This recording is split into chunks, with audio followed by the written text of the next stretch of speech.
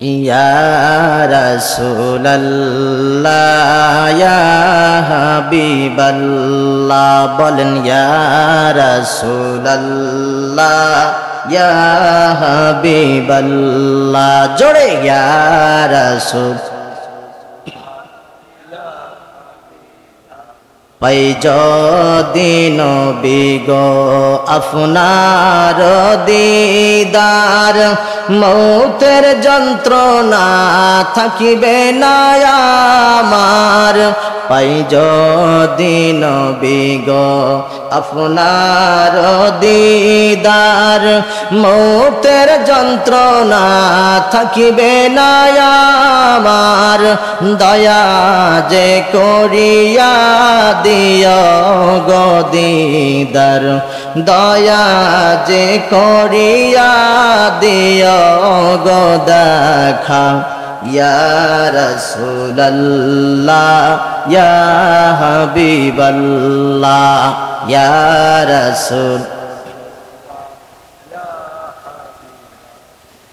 নবী তোমারি রওজায় দেখিতে মনে চায় নবীর রওজা দেখার ইচ্ছা আছে কোন কোন পাগলের দুটি হাত তুলে আল্লাহকে দেখায় দেন লিল্লাহি তাকবীর লিল্লাহি তাকবীর নবী তোমারি রওজা দেখিতে মনে চায় তোমারি রওজায় যাইতে মনে চায় কি করে যাব আমি যাওয়ার তো টাকা নাই মনের তামান্না স্বপ্নে দেখিব বলেন আমিন আরো জোরে বলেন আমিন মৃত্যুর আগে মহান রব যেন প্রিয় নেতার ছবি কেন একবার চোখে দেখার মতো সৌভাগ্য দান করে দেয় বলেন আমিন নবী তোমারি রওজায় যাইতে মনে চায় কি করে যাব বলো যাওয়ার তো টাকা নাই মনের আশা তাই স্বপ্নে দেখিব মনের তামান্না স্বপ্নে আসিও ইয়া রাসূলুল্লাহ ইয়া হাবিবাল্লাহ ইয়া রাসূলুল্লাহ ইয়া হাবিবাল্লাহ আলহামদুলিল্লাহ আল্লাহ বলছে বান্দা ইন্নাল্লাযীনা আমানু নিশ্চয় যে ঈমান এনেছে গেল এক নাম্বার ওয়া আমিলুস সালিহাত এবং নেক কাজ করেছে গেল দুই নাম্বার ঈমান আনার পাশাপাশি সৎ কাজ যে বান্দারা করতে পেরেছে আল্লাহ বলছেন কানাত লাহুম জান্নাতুল ফিরদাউসি নুজুলা আমি আল্লাহ রাব্বুল আলামিন ওই ব্যক্তির মরতে দেরি হবে জান্নাতের ভিতরে সাজানো বাগানের ভিতরে ঢুকতে দেরি হবে না কয়টা কাজ আবারও বলি কয়টা কাজ দুইটা কাজ বারবার শোনার কারণ আছে এই দুটাতেই তো মজা আজকের আলোচনা তো এটার উপর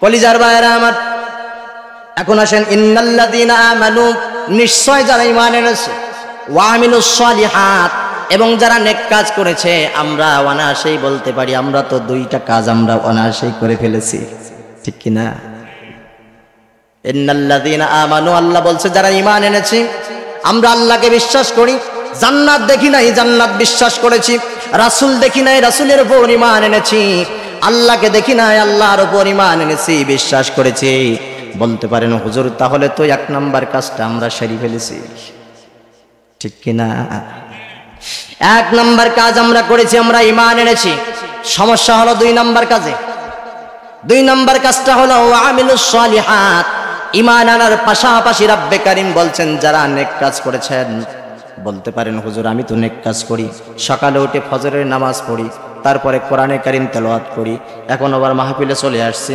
সারাদিন 5 ওয়াক্ত নামাজ পড়েছি নেক কাজ করেছি এই নেক কাজ শুধু ভালো কাজগুলোর আঞ্জাম দেওয়ার মানে নেক কাজ নয় নেক কাজের ব্যাখ্যা হলো যারা নেক কাজ করতে যে সমস্ত অসৎ কাজগুলো ছেড়ে দিয়েছে এবং নেক কাজ ভালো কাজগুলোকে আঁকড়ে ধরেছে এরাই মূলত আমলে সালেহ করেছে বলেন সুবহানাল্লাহ নামাজ পড়েছেন চুরিও করেছেন মাহফিলে চাঁদা দিয়েছেন গানের প্যান্ডেলও চাঁদা দিয়েছেন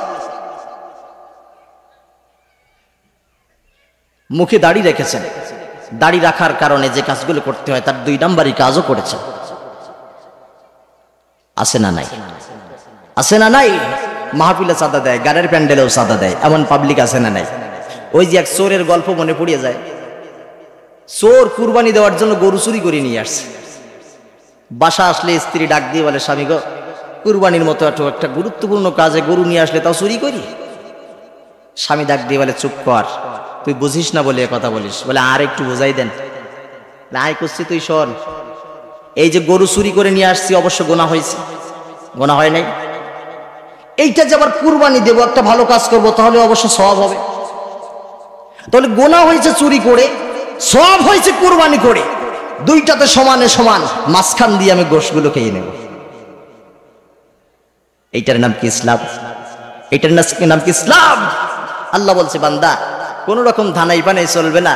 যদি ইসলামের ভিতরে আসো, পরিপূর্ণভাবে তুমি উদখুলু ফিস সিলমি কাফা, পূর্ণাঙ্গভাবে ইসলামের ভিতরে ঢুকে পড়ো। একটাকে ছাড়বা, দুইটার ধরবা, এটার নাম ইসলাম নয়। তেল নিবা, তেলের মধ্যে পানি লাগাবা, এটা মেশবে না, এটা আসল তেল হতে পারে না। সুতরাং ইসলামের ভিতরে আসতে হলে তোমাকে পরিপূর্ণভাবে আসতে হবে। একবার ইসলামের ভিতরে আসছো, ইসলামের বাইরে আর যাওয়ার সুযোগ নাই। এইটার নাম হলো সৎ কাজ, আমলে সালেহ। কলিজার ভাইরা আমার, পরবর্তী আয়াতে আল্লাহ রাব্বুল আলামিন বলছেন, খালিদিনা ফিহা, ওই যে জান্নাতের ভিতরে ঢোকার সুসংবাদ দিলাম বান্দাদেরকে, ওই জান্নাতের ভিতরে যারা একবার ঢুকে পড়বে, লা ইয়াবগুনা আনহা হিওয়ালা, ওই জান্নাত থেকে কখনো তাদেরকে আর বাহির করে দেওয়া হবে না। বাহির করে দেওয়া হবে না, একবারে লিখে পুড়ে দেওয়া হবে। মানে যে জান্নাতে আল্লাহ পাক দিবেন আপনার জন্য, একবারে চিরস্থায়ী বন্দোবস্ত করে আপনার জন্য দিয়ে দিয়েছেন। সুবহানাল্লাহ। কয়টা কাজ দিয়েছেন? কয়টা? 2টা কাজ দিয়েছেন। বান্দা ঈমান আনবা, পাশাপাশি নেক কাজগুলো করবা, তুমি জান্নাত পেয়ে যাবা। এই জান্নাত তুমি ওই যে হাসরের ময়দানে যাওয়ার পরে ওখান থেকে হিসাব নিকাশ করে জান্নাতে যাবা তা নয়। তোমার চোখ বন্ধ হয়ে যাওয়ার সাথে সাথে যেখানেই পড়ে থাকবে ওইখানে তুমি জান্নাতের নমুনা পেয়ে যাবে। বলেন সুবহানাল্লাহ।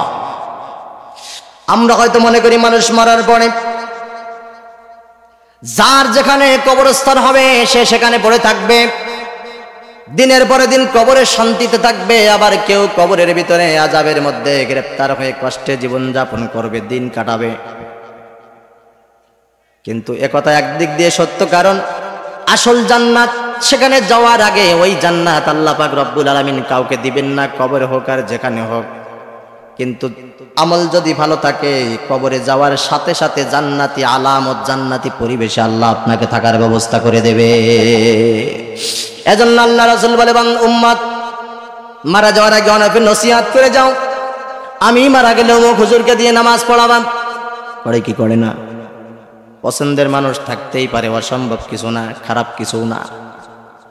আমি মারা যাওয়ার পরে অমুক হুজুরকে দিয়ে নামাজ পড়াইবা, আমি মারা যাওয়ার পরে অমুক জায়গায় আমার কবরটা দিবা, আমি মারা যাওয়ার পরে অমুক মানুষগুলোকে জানাজা নামাজের জন্য দাওয়াত দেবা, আমন্ত্রণ জানাবা। আমরা করি কি করি না? আল্লাহ রাসূল বলছেন, বান্দা টেনশন করিস না, চিন্তা করিস না, চিন্তা ভাবনার করার কোনো কারণ নাই। তুমি যেদিন মরে যাবে, তোমার মারা যাওয়ার পরে তোমার লাশটা দাফন হবে কি হবে না এটা নিয়েও তোমার ভাবার দরকার নাই। তুমি যেদিন মারা যাবে, মারা যাওয়ার পরে তোমার লাশটা নিয়ে কোন হুজুর পিছনে দাঁড়ায়া জানাজার নামাজ আদায় করবে এটা নিয়েও চিন্তা ভাবনা করার কোনো দরকার নাই। তুমি মারা যাওয়ার পরে তোমার জানাজার নামাজে কতজন মানুষ হবে এটা নিয়ে ভাবার দরকার নাই। তুমি যেদিন মারা যাবে, তোমার জানাজার নামাজটা পড়তে দেবে, পড়ার পরিবেশ হবে নাকি প্রশাসন দিয়ে জানাজার নামাজটা বন্ধ করে দেবে এটা নিয়েও চিন্তা করার কোনো কারণ নাই। বান্দা তুমি শুধুমাত্র তোমার ঈমানটাকে ঠিক রাখো, আমলটাকে ঠিক রাখো। ঈমান আর আমল যদি ঠিক থাকে, ঈমান আনার পরে নেক কাজগুলো, সৎ কাজগুলো যদি তুমি করে আসতে পারো, আমি আল্লাহ রাব্বুল আলামিনের নবী জানিয়ে দিলাম, মৃত্যুর পরে সন্তানেরা পুকুরের ধারে পানির কাছে পুঁতে রাখলেও ওইটাই তোমার জন্য জান্নাত হয়ে যাবে। যেখানেই পড়ে থাকবে আমল যদি ভালো হয় ওইটাই তোমার জন্য জান্নাত। সুবহানাল্লাহ পড়ে। আল্লাহ রাসূল বলেন, আল্লাহর নবীর সাহাবী হযরত ওসমান রাদিয়াল্লাহু তাআলা আনহু যখন কোন কবরের পাশ দিয়ে নবীর সাহাবী হাঁটতেন, দুটি চোখ বেয়ে বেয়ে অঝরে দরদর করে পানি পড়তো, দাড়িগুলো ভিজে যেত, জামা ভিজে যেত, ভিজে ভিজে মাটিতে পড়ে মাটি পর্যন্ত ভিজত। নবীর সাহাবী কবরস্থানের পাশ দিয়ে হাঁটার সময় তার অবস্থা এমন হতো, একজন সাহাবী একদিন প্রশ্ন করে বসলো, ওগো নবীর সাহাবী ওসমান, ওগো নবীর সাহাবী ওসমান, আমরা তোমাকে অন্য কোনো সময় এতটা কান্নাকাটা করতে দেখি না, কিন্তু কবরের পাশ দিয়ে তুমি যখন যাও তোমার চোখে এত পানি বেশি কেন আসে, কারণটা কি আমাদেরকে একটু বলে যাও। আল্লাহর নবীর সাহাবী হযরত ওসমান রাদিয়াল্লাহু তাআলা আনহু বললেন, ওগো নবীর বাকি সাহাবীরা তোমরা শুনে রাখো, আল্লাহর নবীর এই হাদিস কি তোমাদের মনে পড়ে না?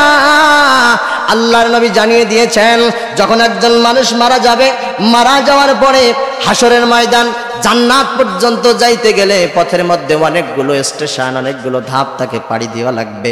এই ধাপগুলোর মধ্যে প্রথম নাম্বার ধাপ, প্রথম নাম্বার স্টেশনের নাম হলো কবর। কথা বলেন কি? প্রথম নাম্বার ধাপ হলো কবর। এই কবরে যাওয়ার সাথে সাথে মুনকার নাকির ফেরেশতা কবরের ভিতরে চলে আসবে। শুধু মুনকার নাকির চলে আসবে তাই নয়, আল্লাহ রাসূল বলছেন মুনকার নাকির আসার সাথে সাথে এক চোখ আগলা করে দিয়া মুনকার নাকির ফেরেশতা কবরের ভিতরে ঢুকে পড়বে।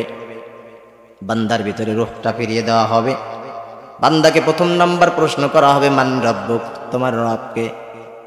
এই যে ভাইবা, দুনিয়ার জমিনে এমন মানুষ আমরা আছি, এখানে দাঁড় করাইয়া যদি বলা হয় 3টা প্রশ্নের জবাব দাঁড়িয়ে এখানে দিতে হবে, অনেক মানুষও থাকতে পারে হয়তো কাপড় নষ্ট করে ফেলবে,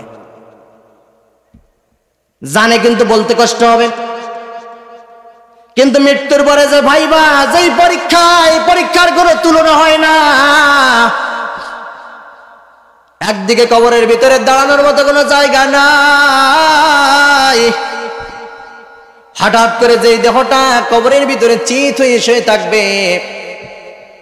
গত জুমার দিন শুক্রবারে, গতকালকে জুমার নামাজ শেষ করে বাহির হওয়ার পরে বলে, হুজুর একটা জানাজা আছে, একটু জানাজা পড়াইয়া দেন। জানাজার নামাজ পড়ালাম। বাঁশবাগানের ভিতরে লাশটাকে নিয়ে দাফন করার জন্য চলে গেলাম। আমি দেখতে পেলাম লাশটাকে কবরের ভিতরে শোয়ানো হলো। একবারে কাছ থেকে দাঁড়িয়ে দেখেছি আর অনুভব করেছি। কলিজাটা নরম করে দেন, দিলটা নরম করে দিয়ে দেখেন, আপনারা অনেকে দেখেছেন। কবরের ভিতরে লাশটা যখন নামানো হলো, আমি দেখলাম কেউ ছুটি ছুটি করে বাঁশের চালগুলো নিয়ে, বাঁশগুলো নিয়ে কবরের উপরে ঢাকা দিচ্ছে। কেউ আর বাঁশের উপরে মাটি দিচ্ছে, চাটাই দিচ্ছে। আমার ওদিকে কোনো খেয়াল নাই। আমি লাশটার দিকে তাকিয়ে অপলক তাকিয়ে থাকলাম আর মনে মনে চিন্তা করতে লাগলাম, আহারে গতকালকেও তো এই লোকটা আমার মতো সাধারণভাবে চলাচল করেছে, গতকালকেও তো এই লোকটা কথা বলেছে, গতকালকেও তো এই লোকটা নড়াচড়া করেছে। সামান্য কয়েক ঘন্টার ব্যবধানে লোকটার কি এমন অবস্থা হয়ে গেছে, তার সামনে পিছে ডাইনে বামে সকল মানুষগুলো নড়াচড়া করে কথা বলে। কিন্তু আমি শুধু অপলক দৃষ্টিতে যতক্ষণ ঢাকা না হলো ততক্ষণ পর্যন্ত তার চেহারার দিকে আমি তাকায় দেখলাম, লাশের দিকে তাকায় দেখলাম। জীবনে 70 বছর 80 বছর বয়সের ভিতরে মানুষ এত অসহায় কোনোদিন হয় না, এত অসহায়। সবাই আছে, রূহটাকে আল্লাহ পাক তার দেহে ফিরিয়ে দেওয়ার জন্য ব্যস্ত হয়ে গেছে। যে কোনো সময় রূহটা তার দেহের ভিতরে আসতে পারে। আমি তাকিয়ে তাকিয়ে দেখেছি আর এই কথা ভেবেছি, আহারে সবাই নড়াচড়া করি, সবাই কথা বলি, এই লোকটা আজ কত অসহায়, কত অসহায়। তার ছেলে মেয়ে আছে, টাকা পয়সা আছে, অর্থ সম্পদ আছে, বাড়ি গাড়ি আছে, ধনী মানুষ, সব কিছু টাকার পরে লোকটা আজ কত অসহায়। আমি এখানে আসার পরে শুনছি, গত বছর আমার পাশে যে চাচা বসেছিলেন, নাম কি যেন চাচা? নওশের আলী, নওশের আলী চাচা। আল্লাহ পাক লোকটাকে জান্নাতুল ফেরদাউসের মেহমান বানিয়ে নিক, বলেন আমিন। লোকটা কেমন ছিল আমি ততটা বলতে পারবো না, তবে আল্লাহর কাছে এতটুকু বলতে পারি, আল্লাহ গত বছর 2 থেকে 2.5 ঘন্টা কথা বলেছিলাম এই ময়দানে, এই একই স্টেজে। এই বয়স্ক মানুষ, মুরব্বী মানুষ আমার আলোচনার শুরু থেকে শেষ পর্যন্ত আমার পাশে বসে আলোচনা শুনেছিল। আমি মিডিয়া নিয়ে আসছিলাম, ভিডিও ফুটেজ আছে, আমি দেখতেছিলাম সেটা বাহির করে। কত সুন্দর জলজলি চেহারা, লাল দাড়িওয়ালা মানুষ। আমি ভাবতেই পারছি না লোকটা চলে গেছে। আল্লাহ পাক তার জীবনের সব গুনাহ মাফ করে দিক, বলেন আমিন। আর জোরে বলেন আমিন। আচ্ছা বলেন তো, এই চাচার সন্তান নাই? স্ত্রী ছিল না? পরিবার আছে, জায়গা জমি আছে, নাই কি? সবই তো আছে। কিন্তু যখন কবরের ভিতরে তাকে দাফন করা হয়েছে, তার চেয়ে অসহায় মানুষ উপরে আর একজনও ছিল, একজনও ছিল।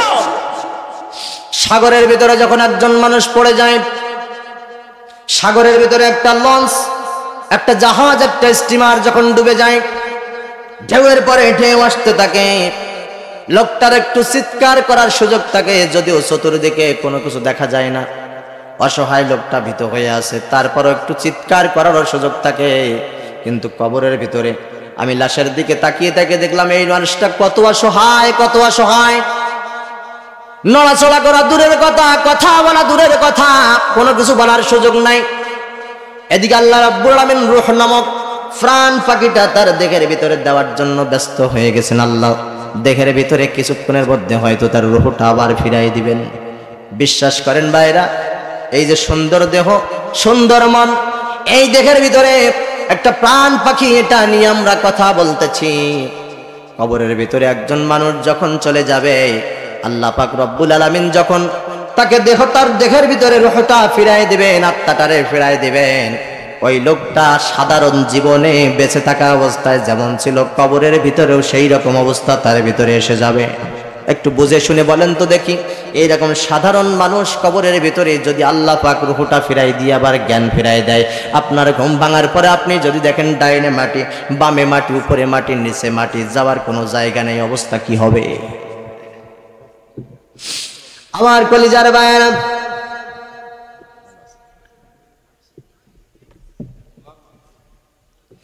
লোকটাকে যখন কবরের ভিতরে দাফন করার জন্য শোয়ানো হয়, একটু মনোযোগ দিয়ে কলিজার কান দিয়ে আমার দিকে তাকান, কলিজার চোখ দিয়ে আমার দিকে দেখেন। কবরের ভিতরে লোকটাকে যখন শোয়ানো হয়, জানাজার নামাজের জন্য হাজার হাজার মানুষ যখন পিছনে স্লোগান দিতে থাকে, আল্লাহু আকবার, আশহাদু আল্লা ইলাহা ইল্লাল্লাহ পড়তে থাকে, খাটিয়ার উপরে শুয়ে থাকা মানুষটা তার রূহটা মনে মনে চিন্তা করে, আহারে এই মানুষগুলো আজকে নতুন সাজে সাজায় আমাকে কোথায় নিয়ে যায়, কোথায় নিয়ে যাচ্ছে। কিছুক্ষণের মধ্যে পিছনে একজন ইমাম দাঁড়ায়া মৃত মানুষটাকে সামনে নিয়ে জানাজার নামাজের জন্য তৈরি হয়ে যায়, জানাজার নামাজ সম্পন্ন হয়ে যায়। এর কিছুক্ষণ পরে লোকটাকে কাঁধে করে নিয়ে কবরস্থান, তার আসল বাড়ির দিকে নিয়ে যাওয়া হয়। কবরের ভিতরে তিনজন মানুষ লাফ দিয়ে নেমে লাশটাকে নামাইয়া যখন কবরের ভিতরে দেওয়া হয়, লোকটা একবারে হতাশ হয়ে যেতে থাকে, রূহটা একবারে নিরাশ হয়ে যেতে থাকে। আমাকে এই মানুষগুলো এখানে রেখে কোথায় যেতে চায়, আমাকে কি করতে চাচ্ছে তারা?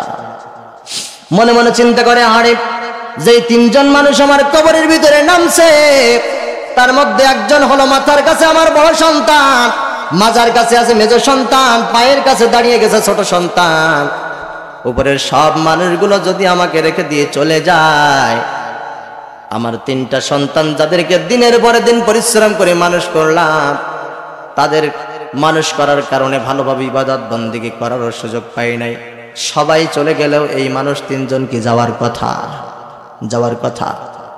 তার রূহটা ভাবতে থাকে, আরে উপরের সব মানুষগুলো যদি চলে যায়, তারপরে তিনজন মানুষ, আমার তিনটা কলিজার টুকরা সন্তান এই কবরের ভিতরে একা একা রেখে কখনো আমাকে রেখে চলে যাবে না। কিছুক্ষণের মধ্যে রূহটা হতাশ হয়ে যেতে থাকে আর দেখতে থাকে, আরে যেই সন্তানদের উপরে এত আশা করেছিলাম, মাতার কাছ থেকে বড় সন্তানটা একটা লাফ মরে উপরে উঠে গেছে, যায় কি যায় না?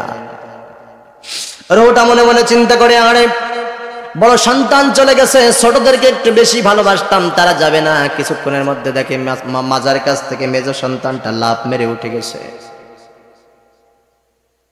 ওই অবুজাত্তা অসহায় মানুষটা চিন্তা করতে থাকে, আহারে দুইজন সন্তান চলে গেছে, ছোট সন্তানের জন্য জীবনে কত কিছু না করলাম, এই সন্তান সবাই চলে গেল, আমার সাথে থাকবে, আমাকে রেখে চলে যাবে না। সন্তান যদি যেতে চায় না, উপর থেকে বারবার চাপ দেওয়া হয়, দেরি করো না, জলদি উঠে পড়ো। কিছুক্ষণের মধ্যে দেখা যায় ছোট সন্তানটা পায়ের কাছ থেকে লাফ মেরে উপরে উঠে যায়। লোকটা রূহটা তখন চিন্তা করা, কারণ সারা জীবন তোদের জন্য ইবাদত বন্দেগী আমল ইবাদত করার কোনো সুযোগ পাই নাই। আজকে যে স্ত্রীর জন্য সারা জীবন এত খাটা কাটলাম, যে স্ত্রীকে এত বেশি ভালোবাসলাম, মৃত্যুর পরে স্ত্রী পাশ থেকে উঠে দৌড়ায় না, আরো বেশি সময় থাকে। যেই সন্তানদের জন্য এত কিছু করলাম, এক এক করে আমাকে একা করে সবাই রেখে চলে গেলি, হায় হায় আজকে আমি বাঁশবাগানের দিনের বেলায় মা বাবার কবর দেখার জন্য একা একা এই বাঁশবাগানের ভিতরে আমি আসতাম না, ভয়ের দাপটে মন আসতে চাইতো না। কিন্তু আজকে কেমন অসহায়, কেমন এতিম করে তোরা চলে গেলি। এই বাঁশবাগানের ভিতরে নিঝুম রাতে একা একা কি করে থাকবো? কিছুক্ষণের মধ্যে উপরে যে মানুষগুলোর চেহারাগুলো দেখা যায় সেটা বন্ধ করে দেওয়ার জন্য উপরে বাঁশ পড়তে থাকে, বাঁশের উপরে মাটিও পড়তে থাকে, ঠিক কিনা? যেই ছিদ্র দিয়ে উপরে মানুষগুলো দেখার মতো একটু পথ ছিল সেইটা দেখার আর সুযোগ নাই, সবকিছু বন্ধ করে দিয়ে একে একে আত্মীয় স্বজন গুলো সবাই চলে যায়, কেউ আর পাশে নাই। এক এক করে আস্তে আস্তে যখন লোকগুলো চলে গেল, কবরস্থান ছেড়ে দিল, ঠিক সেই মুহূর্তে মুনকার নাকির দুইজন ফেরেশতার আগমন হয়ে গেল। কলিজার কান লাগায়া শোনেন, কলিজার চোখটা লাগায়া শোনেন, কলিজার ভাইরা আমার ভাইরা, মুনকার নাকির নামক দুইজন ফেরেশতা কবরের ভিতরে আসবে। আল্লাহ রাসূল বলেন, একটা চোখ আগলা রেখে একটা চোখ ঢাকা রেখে মুনকার নাকির কবরের ভিতরে আসবে। ভয়ঙ্কর আওয়াজ দিতে দিতে মুনকার নাকির ফেরেশতার কবরের ভিতরে এসে যাবে। এই ফ্যানটা কি বন্ধ করেন তো? আমার কলিজার ভাইরা, মুনকার নাকির ফেরেশতা কবরের ভিতরে আসবে, দুইটা আকৃতি নিয়ে আওয়াজ দিবেন। কয়টা? দুইটা আকৃতিতে মুনকার নাকির ফেরেশতা আসবে। একই ফেরেশতা কিন্তু আসার অবস্থা ভাবভঙ্গি থাকবে তার দুই রকম। আল্লাহর নবী বলেন, একজন নেককার মানুষের যখন মরণ হবে, আজরাইল ফেরেশতা যখন কবরের ভিতরে, আজরাইল ফেরেশতা যখন রূহটা বাহির করে নিয়ে যাওয়ার জন্য বান্দার কাছে চলে আসবে, আল্লাহর নবী জানাচ্ছেন, কোন নেককার বান্দার সামনে আজরাইল আসার সঙ্গে সঙ্গে বান্দাকে দেখার সাথে সাথে আজরাইল তাকে আগে সালাম দিবে। বলেন সুবহানাল্লাহ। আসবে না, আল্লাহর অর্ডার। আল্লাহর অর্ডারের কথা বলে একবার মাত্র শুধু মুসা পয়গম্বরের কাছে আজরাইল গিয়েছিল, সালাম দিতে মনে ছিল না। মুসা আলাইহিস সালাম অত্যন্ত রাগান্বিত মানুষ, ফেরাউনের লোক মনে করে একটা থাপ্পড় মেরেছিল, আজরাইলের একটা চোখ অন্ধ হয়ে গেছিল। এজন্য নবী বলেন, আজরাইল আমার কোন উম্মতের কাছে, নেককার উম্মতের কাছে আসলে আগে সে সালাম দিবে, আসসালামু আলাইকুম। বলেন সুবহানাল্লাহ। আল্লাহ রাব্বুল আমিন ডাক দিয়ে বলবে, আজরাইল রে, আমার এই বান্দা সারা জীবন আমার ইবাদত বন্দেগী আর গোলামি করেছে, খবরদার বেয়াদবি করবি না। এই বান্দা গরিব মানুষ, সারা জীবন কোন সুখঘেরান নাকের ভিতরে নিতে পারি নাই রে আজরাইল, আজকে জান্নাতের ভিতর থেকে সুখঘেরান নিয়ে যা। আমার বান্দার মৃত্যুর আগে আমার বান্দার নাকের কাছে জান্নাতি সুবাসটা ছড়াইয়া দে। নবী আমার ডাক দিয়ে বলেন, জান্নাতের এই সুবাসটা পাওয়ার সঙ্গে সঙ্গে নেককার বান্দা আজরাইলের সাথে মোলাকাত করার জন্য ব্যস্ত হয়ে যায়। সুবহানাল্লাহ। আপনারাই সাক্ষী, আপনারাই বলতে পারবেন। বয়স্ক মানুষ যারা, তারা আরো বেশি বলতে পারবেন। অনেক মানুষ আপনারাও দেখেছেন, আমিও দেখেছি, মৃত্যুর সময় কোলের উপরে ঘুমায় আছে, হাতের উপরে মাথা রেখে ঘুমায় আছে, কিন্তু লোকটা কখন মারা গেছে হাতের উপর রাখা লোকটা জানে না। আছে না নাই? নবী আবার ডাক দিয়ে বলেন, এই মানুষগুলো ভালো মানুষ। সুবহানাল্লাহ। আজরাইল যখন জান্নাতের সুঘ্রাণ তার নাকের ভিতরে ছড়াইয়া দেয়, আল্লাহর জান্নাত পাওয়ার লোভে আজরাইলের সাথে মোলাকাত করার জন্য ব্যস্ত হয়ে যায়। নবী বলেন, লোকটা ছটফট করে না, চিৎকার করে না, অশ্লীল কোনো অঙ্গভঙ্গি করে না, আরামের সাথে ছোট্ট মায়ের কোলে বাচ্চা যেমন ঘুমিয়ে যায়, আজরাইলের কোলে মানুষটা ঘুমায়া পড়ে। অপরদিকে একজন বেঈমানের রূহটা কবজ করার সময় আজরাইল এসে সালাম দেওয়া তো দূরের কথা, সালাম দেয় না। ভয়ঙ্কর আকৃতি আর ভয়ঙ্কর চেহারা নিয়ে বদকার মানুষ, বেঈমান মানুষগুলোর সামনে আজরাইল হাজির হয়ে যায়। নবী আমার ডাক দিয়ে বলেন, আজরাইলের ভয়ঙ্কর চেহারাটা দেখার সঙ্গে সঙ্গে মৃত্যু প্রায় মানুষের অবস্থায় এমন হয়ে যায়, কলিজার ভিতরে রূহ নামক জিনিসটা, আত্মা নামক জিনিসটা গোটা শরীরে মাথা থেকে পা পর্যন্ত ছুটতে থাকে। আর তার ধারণা কোনো না কোনো জায়গায় পালিয়ে বাঁচতে পারবো, কিন্তু আজরাইলের হাতের থেকে পালানোর কোনো সুযোগ আছে নাকি? আছে নাকি? কোনো সুযোগ নাই। নবী ডাক দিয়ে বলেন, রূহটা ছুটতে থাকে, একবার আঙ্গুলের মাথায় চলে আসে, একবার পায়ের নিচে চলে যায়। আর আজরাইলের চেহারা দেখার পরে লোকটা এত ভয়ঙ্করের ভীত হয়ে যায়, রুহুটা দৌড়াইতে থাকে, সাথে লোকটাও দৌড়াইতে থাকে, হাত পাগুলো ছড়াছড়ি করতে থাকে, মুখে অশ্লীল ভাষায় কথা বলতে থাকে, গালিগালাজ করতে থাকে, চিৎকার করতে থাকে, পানি পানি করে চিল্লাইতে থাকে। নবী ডাক দিয়ে বলেন, এই লোকটারে আজরাইল যখন তার কণ্ঠনালী চেপে ধরে, এমন অবস্থা আজরাইলের আকৃতি কেমন হয় সাহাবী তোমরা জানোনি? নবীর সাহাবীরা ডাক দিয়ে বলে, ইয়া রাসূলুল্লাহ, ওই সময় আজরাইল কেমন আকৃতি, কেমন আকার ধারণ করে আসে? আল্লাহর নবী ডাক দিয়ে বলেন, ওই সময় আজরাইল যখন মানুষের চোখের সামনে হাজির হয়ে যায়, বেঈমান মানুষের চোখের সামনে, আজরাইলের চক্ষুটার চোখ থাকে না, একটা একটা চোখ বড় বড় দিঘির মতো বড় হয়ে যায়। আল্লাহ আমাদের হেফাজত করুক, বলেন আমিন। আল্লাহর নবী ডাক দিয়ে বলে, সাহাবীরা বড় বড় দিঘির মতো নজর করে নিয়া বেঈমান মানুষের সামনে আজরাইল হাজির হয়ে যায়। আল্লাহর নবী ডেকে বলে, ওই সময় লোকটা এত পানির তৃষ্ণা, এত পিপাসার্ত হয়ে যায়, তৃষ্ণার্ত হয়ে যায়, গোটা পৃথিবীর জমিনে যত পানি আল্লাহ রব্বুল আলামিন রেখেছেন, সব পানিগুলো এনেও যদি ওই বান্দার কণ্ঠের মধ্যে ঢালা হয়, সব পানি খেয়ে ফেললেও তৃষ্ণা নিবারণ হয় না। জোরে বলেন নাউযুবিল্লাহ। এই লোকটাকে আল্লাহ রাসূল বলছেন, আজরাইল তার গায়ের উপরে ঝাপটে পড়ে। যেখানে আজরাইল আমার রাসূলের জানটা কবজ করতে যাই, নবীর দেহ মোবারকের উপরে আজরাইলের হাতখানা শুধুমাত্র একটু রেখেছেন। আল্লাহর নবী ডাক দিয়ে বলে, আজরাইল আমার দেহের উপরে কি এমন রেখেছ? উহুদ পাহাড় মনে হয় আমার দেহের উপরে চাপাই দিয়েছ, আমি তো সহ্য করতে পারি না। আল্লাহর নবী ডাক দিয়ে বলেন, আজরাইল যখন বেঈমান মানুষের সামনে এসে দাঁড়িয়ে যায়, বিশাল বড় দেহটা ছোট্ট মানুষটার উপরে একবারে ঝাপটে ধরে ফেলে। রূহটা গোটা শরীরের ভিতরে পা থেকে মাথা পর্যন্ত ছুটতে থাকে, কোথায় পালাবে, কোথায় যাবে, এমন চিন্তা, এমন ধারণায় ছুটতে থাকে।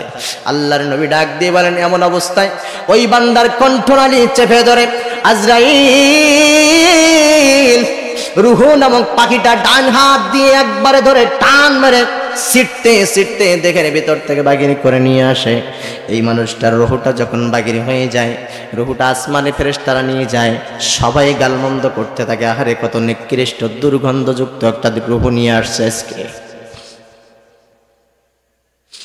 হঠাৎ করে যখন জানাজার নামাজ শেষে লোকটাকে কবরের ভিতরে রাখা হয়, বেঈমান মানুষ, দুনিয়ায় নামাজ রোজার ধার ধরি নাই, নামাজ কালাম যারা পড়তো তাদেরকেও দেখতে পারে না, নিজে পড়ে না, যারা পড়ে তাদেরকেও সহ্য করতে পারে না, এমন মানুষ আছে না নাই? নিজে নামাজ পড়ে না, আল্লাহর ভয় নেই বলে যে কোনো সময় মান সম্মান বলে জুতার বাড়ি মারলেও পরের দিন আবার বাজারে যায়, লজ্জাও করে না। কিন্তু যে বেচারা নামাজি 5 ওয়াক্ত নামাজে যায়, একটু আই বলে হেঁকে নিলে লোকটা পরের দিন আর বাজারে উঠতে পারে না। নিজের লজ্জা নাই, শরম নাই, নামাজ নাই, কালাম নাই, আল্লাহর কোনো ভয় নাই, ইচ্ছা মতো যে কোনো কায়দায় চলতে পারে, যা কিছু বলতে পারে। মাহফিলের আয়োজন করলে টাকা জোটে না, গানের মাহফিলের আয়োজন করতে পারে। কলিজার ভাইয়েরা আমার প্রিয় বন্ধুগণ, এই লোকটা নামাজি মানুষগুলোকে দেখতে পারে না, সে নিজে পড়ে না, আরেকজনকে সহ্য করতে পারে না।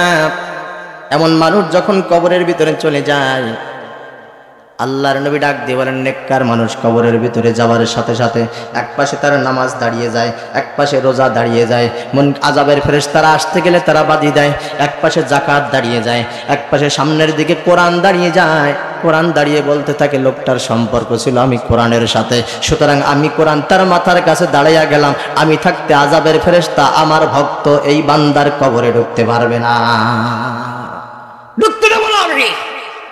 যেই লোকটা সারা জীবন আমার জন্য মার খেয়েছে, আমাকে প্রতিষ্ঠা করার জন্য সংগ্রাম করেছে, বাড়ি ঘর সব হারাইছে, আজকে আমি কোরআন হাজির হয়ে গেছি, আযাবের ফেরেশতা কবরে ঢুকতে দেব না। পড়েন সুবহানাল্লাহ। আল্লাহর নবী ডাক দিয়ে বলেন, আযাবের ফেরেশতা কবরে ঢুকতে পারে না। হঠাৎ করে লোকটা দেখে কবরটা ছোট্ট একটা জান্নাতের বাগিচা হয়ে গেছে। সুবহানাল্লাহ।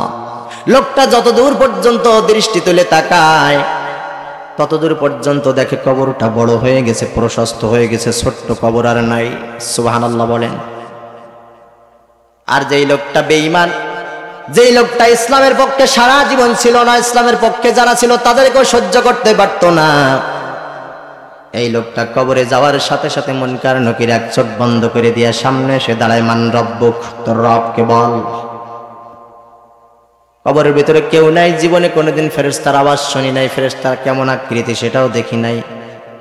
এমন ফেরেশতা যদি সামনে দাঁড়ায়া বলে মান রব্বুক, তোর রবকে তুই ডেকে ডেকে বল, লোকটার জানা থাকলেও ভুলে যাবে, এটাই স্বাভাবিক। আমান দিন উক্তর দিন কি বল, আমার নবী উক্তর নবী কি বল। লোকটা যদি বেঈমান হয়ে থাকে কিচ্ছু বলতে পারবে না, হাই হাই করতে থাকবে কবরের ভিতরে, হারে কিচ্ছু তো মনে নাই, কিচ্ছু মনে নাই। কবরে প্রশ্নের জবাব দেওয়া এতটা ভয়ঙ্কর। আম্মাজান খাদিজা রাদিয়াল্লাহু তাআলা আনহা তার আমল কম ছিল নাকি? আমল কি কম ছিল? যেই খাদিজাকে স্বয়ং রব্বুল আলামিন পর্যন্ত সালাম জানিয়েছেন ফেরেশতাদের দিয়ে। সুবহানাল্লাহ। নবী আমার হেরা পর্বতের গুহায় ধ্যানে মগ্ন আছেন, খাদিজা রাদিয়াল্লাহু তাআলা আনহা খাদ্য খাবার নিয়ে বাসার থেকে রওনা হয়েছেন। জিবরাইল নবীর কাছে চলে আসছেন, ডাক দিয়ে বলে ইয়া রাসূলুল্লাহ, খাদিজা বাসার থেকে চলে আসছে, আপনার কাছে খাদ্য খাবার নিয়ে আসবে, আসা মাত্রই জানিয়ে দেবেন আল্লাহ রব্বুল আলামিন খাদিজাকে সালাম জানিয়েছে। সেই খাদিজা রাদিয়াল্লাহু তাআলা আনহা কবরের এই তিনটা প্রশ্নের জবাব এতটা ভয় করতেন, মৃত্যুর আগে নবীকে ডাক দিয়ে বলে, গো নবী, আমার তিনটা কথা কি আপনি একটু রাখবেন? আল্লাহ রাসূল ডাক দিয়ে বলে, খাদিজা, জীবনে আমার জন্য তুমি করো নাই এমন কোনো কাজ নাই, তোমার তিনটা কথা কেন রাখবো না, তুমি একটু বলো সেই তিনটা কাজ কি।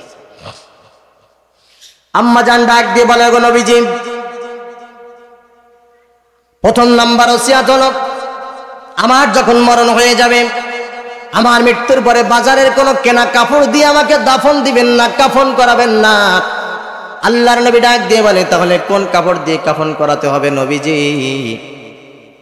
আপনার যত বাদ দেওয়া পুরানো জুব্বা ছিল সকল জুব্বাগুলো একত্রিত করে আমি রেখে দিয়েছি, বাজারের নতুন কোনো কাপড় না দিয়ে আপনার পুরাতন জুব্বা দিয়ে আমার কাফনের কাপড়টা বানায়া ফেলবেন। সুবহানাল্লাহ। দুই নম্বরে গো নবী, আমার জানাজার নামাজের ইমামতি আপনি করবেন। ওগো নবী, জানাজার নামাজের ইমামতি আপনি করবেন। তিন নাম্বার, আমাকে যখন দাফন করা হয়ে যাবে, একে একে সব মানুষগুলো যখন চলে যাবে, ইয়া রাসূলুল্লাহ, আপনি আমার কবরের পাশ দিয়ে যাবেন না ততক্ষণ যতক্ষণ না আমি মুনকার নাকিরের তিনটা প্রশ্নের জবাব দিতে পারি। ওগো নবী, আমার নিজেরও ভয় লাগে, এই যে ভয়ঙ্কর, এই যে গুরুত্বপূর্ণ, যে জটিল ভাইভা, এই ভাইভা আমি দিতে পারবো কিনা, আমি উত্তীর্ণ হতে পারবো কিনা, আমার কষ্ট লাগে। আপনি আমার কবরের পাশে দাঁড়িয়ে আমাকে একটু সহযোগিতা করিলেন। কোন সে ব্যক্তি? আম্মাজান খাদিজা রাদিয়াল্লাহু তাআলা আনহা। আল্লাহর নবী কবরের পাশে দাঁড়িয়ে আছেন, জিবরাইল আলাইহিস সালাতু ওয়াস সালাম চলে আসছেন। ওগো নবী, আফসোস করবেন না, টেনশন করবেন না, কান্না করবেন না, চিন্তা করার কোনো কারণ নাই গো নবী। আল্লাহ আমাকে সংবাদ দিয়ে পাঠিয়েছেন, আমি যেন কবরের পাশে দাঁড়িয়ে দাঁড়িয়ে কাঁদবেন না, কারণ আপনার খাদিজার তিনটা প্রশ্নের জবাব খাদিজার পক্ষ থেকে স্বয়ং আল্লাহ দিয়ে দিয়েছে। এজন্য খাদিজার মতো ঈমান যাদের থাকবে, আমল যাদের থাকবে, তাদেরও চিন্তা আছে নাকি? চিন্তা আছে নাকি? আল্লাহর নবী ডাক দিয়ে বলেন, যদি কোনো বেঈমান বান্দা কবরের ভিতরে যায় আর তিনটা প্রশ্নের জবাব দিতে যে বান্দা ধরা খেয়ে যায়, চতুর্পাশ দিয়ে আযাবের ফেরেশতারা ঢুকতে থাকে। নবী আমার ডাক দিয়ে বলেন, ছোট্ট কবর, একে শুইলে এক পাশে ঘোরা যায় না, কায়ত হওয়া যায় না, নড়াচড়া করার কোনো সুযোগ নাই। মুনকার নকির ফেরেশতা বেরিয়ে যাওয়ার সাথে সাথে সংকীর্ণ কবরটা আরো একটু জড়সড় হয়ে বান্দাকে দুই পাশ দিয়ে চেপে ধরতে থাকে। এত জোরে চাপ দেয়, নবী বলেন এমন জোরে চাপ দিবে এক পাশের পাজরের হাড়গুলো আরেক পাশ ভেদ করে এমনি ভাবে বেরিয়ে যাবে খাসার মতো। কবরবাসী কলিজাপাটা চিৎকার, কলিজাপাটা আর্তনাদ করতে থাকবে, কিন্তু দেখার মানুষ কেউ নাই, কেউ দেখতে আসবে না। আল্লাহর নবী ডাক দিয়ে বলেন, শুধুমাত্র মানুষ আর জিন বাদে দুনিয়ায় যত প্রাণী আল্লাহ সৃষ্টি করেছেন সকল প্রাণীরা কবরে মানুষের আযাবের চিৎকার শুনতে পায়। শুনতে পায় না শুধু দুটো জাতি, সেই দুটোর নাম কি? মানুষ আর জিনেরা শুনতে পায় না। এজন্য দেখবেন কবরস্থান যেখানে সেখানে বিড়াল যেয়ে বেশি সময় থাকে না, কবরস্থান যেখানে হয় সেখানে গরু যেয়ে বেশি সময় থাকে না, কবরস্থান যেখানে হয় ছাগলও যেয়ে সেখানে বেশি সময় থাকে না, হাঁস মুরগি সেখানে যেয়ে বেশি সময় কাটায় না। কারণ আল্লাহর নবী বলছেন কবরের মানুষের কলিজা ফাটা চিৎকার অন্য সমস্ত প্রাণীরা শুনতে পায়, এজন্য কবরের পাশে কোনো প্রাণীও যেয়ে দাঁড়াতে চায় না। লোকটা চিৎকার করতে থাকবে, নবী বলেন কবর দুই পাশ থেকে চাপ দিয়ে ছেড়ে দিবে, মুহূর্তের মধ্যে কবরের ভিতরে সাপ ঢুকবে। কয়টা ঢুকবে? 99টা সাপ কবরের ভিতরে ঢুকবে। নবী বলেন সাহাবীরা 99টা সাপের দরকার হবে না, শুধুমাত্র একটা সাপের বিষের কথা একটু শুনে যাও। একটা সাপের বিষের গল্প তোমাদেরকে শোনায়। কবরের 7টা আটা থাকে মাটি দিয়ে ঢাকা, বাঁশের চালি দিয়ে ঢাকা। সাপটা কবর থেকে মাথা উঁচু করে দাঁড়াইতে পারে না, উঠতে পারে না। আল্লাহর নবী ডাক দিয়ে বলে কবর ভেদ করে একটা মাত্র সাপ শুধুমাত্র একবার যদি আল্লাহর জমিনের উপরে মাথা তুলতে পারত, আর একটা নিঃশ্বাস যদি জমিনের উপরে ছেড়ে দিত, ওই একটা নিঃশ্বাসের কারণে গোটা পৃথিবীতে এত বিষ ছড়িয়ে পড়ত, আল্লাহর জমিনে মুহূর্তের মধ্যে সমস্ত পৃথিবীর সব গাছপালাগুলো সব একসাথে মারা যেত। এই সাপ কবরের ভিতরে কয়টা? আসন বাইরে আরো আছে। সাপ চলে যাবে, আল্লাহ রাব্বুল আলামিন বিশাল বড় হাতুড়ি আর দরমুজ দিয়ে ফেরেশতা পাঠাবেন কবরের ভিতরে। নবী আমার হাদিসের ভিতরে বলছেন এত বড় হাতুড়ি নিয়ে ফেরেশতারা কবরের ভিতরে আগমন করবে। আল্লাহর রাসূল বলেন ওই বড় হাতুড়িটা দিয়া পৃথিবীর সবচেয়ে বড় পর্বত, বড় পাহাড়ের উপরে যদি ওই হাতুড়িটা দিয়ে একটা মাত্র আঘাত করা হতো, আল্লাহর নবী বলেন হাতুড়ির ওজনটা এত বেশি, যত বড় পাহাড় হোক না কেন একটা বাড়িতে পাহাড়টা ধুলার সাথে মিশে যেত। এই হাতুড়ি ছোট হাতুড়ি নাকি? উহুদ পাহাড়ের উপরে বাড়ি মারলে হাতুড়ি একবার তুলে উহুদ পাহাড়ের উপরে বাড়ি মারলে উহুদ পাহাড়টা ধুলার সাথে মিশে যেত। এই হাতুড়ি ছোট না বড়? আল্লাহ রাসূল বলছেন এই হাতুড়ি দেওয়া হবে ফেরেশতার কাছে, দিনের পরে দিন পিটাইতে থাকবে হাতুড়ি দিয়ে, অসহায় মজলুম মানুষের উপর আঘাত করতে থাকবে। আল্লাহ রাসূল বলেন যতই চিৎকার কবরের ভিতরে করুক না কেন ফেরেশতার দয়া হবে না। সাহাবীরা ডাক দিয়ে বলে ইয়া রাসূলুল্লাহ কেমন ফেরেশতা আল্লাহ বানাইলেন বিন্দু পরিমাণ তার দয়া হবে না? আল্লাহর নবী ডাক দিয়ে বলেন দয়া হবে কেমন করে? যেই ফেরেশতাকে আযাব দেওয়ার জন্য আল্লাহ কবরের ভিতরে পাঠাইবেন, ওই ফেরেশতার দুইটা চোখ তো আল্লাহ কানা করে দিবেন, যতই আঘাত লাগুক ফেরেশতা দেখতে পাবে না। ওই ফেরেশতাকে আল্লাহ কবরের ভিতরে দুইটা কান কালা করে দিয়ে পাঠাইবেন, চোখ কানা চোখে দেখে না, কান কালা কানে শোনে না, শুধুমাত্র পিটাইতে থাকবে আর পিটাইতে থাকবে। ফেরেশতার দয়া হওয়ার কোনো সুযোগ আছে? কোনো সুযোগ আছে? কষ্ট হচ্ছে আপনাদের আমার ভাইরা? সেই 5ই আগস্টের পর থেকে নিয়ে হাসিনার পিছনে লেগেই আছে। আজকে চিন্তা করলাম একটু ভিন্ন কিছু দিয়ে যাই। কষ্ট হচ্ছে আপনাদের? কষ্ট হচ্ছে? আল্লাহ আমাদেরকে ভালো হওয়ার তৌফিক দান করুক, বলেন আমিন। আর জোরে বলেন আমিন। আমার কলিজার ভাইরা, কবরবাসী কবরের ভিতরে থাকবে। হঠাৎ করে যাকে সিংহায় ফুৎকার দেওয়া হয়েছে, হাসরের মাঠে সব মানুষ সমবেত হচ্ছেন। জান্নাত কেমন জায়গা? আল্লাহ বলছে জান্নাতের ভিতরে তাদের যখন দেব খালিদিনা ফিহা লা ইয়াবগুনা আনহা হিওয়ালা, ওই জান্নাত থেকে কোনোদিন তাদেরকে কখনো আর বাহির করব না, বলেন সুবহানাল্লাহ। আর জান্নাতের বিপরীত কথাটা যদি না বলি জান্নাতের কথায় মজা আসবে না, কারণ জান্নাতের বিপরীত জায়গা কোনটা সে ব্যাপারেও ধারণা থাকার দরকার। জান্নাতে যদি না যাওয়া হয়, আল্লাহ যদি জান্নাতীদের তালিকার নামের বাইরে নামটা ফেলাইয়া দেয়, তখন অবস্থা কি হবে সেটাও জানার দরকার আছে না নাই? আমার ভাইরা, কবরবাসী হঠাৎ করে দেখবে সিংহার ফুৎকার বেজে উঠেছে, মানুষগুলো পঙ্গপালের মতো কবর থেকে উঠে দৌড়াচ্ছে। ওই দিন ওই ময়দান এত ভয়ঙ্কর হবে, আল্লাহর নবী ডাক দিয়ে বলেন কবর থেকে লক্ষ কোটি কোটি মানুষ উঠবে, হাসরের ময়দানের দিকে দৌড়াবে। নবী ডাক দিয়ে বলেন ওই দিন কোনো মানুষের পরনে কোনো কাপড় থাকবে না, সবাই থাকবে উলঙ্গ।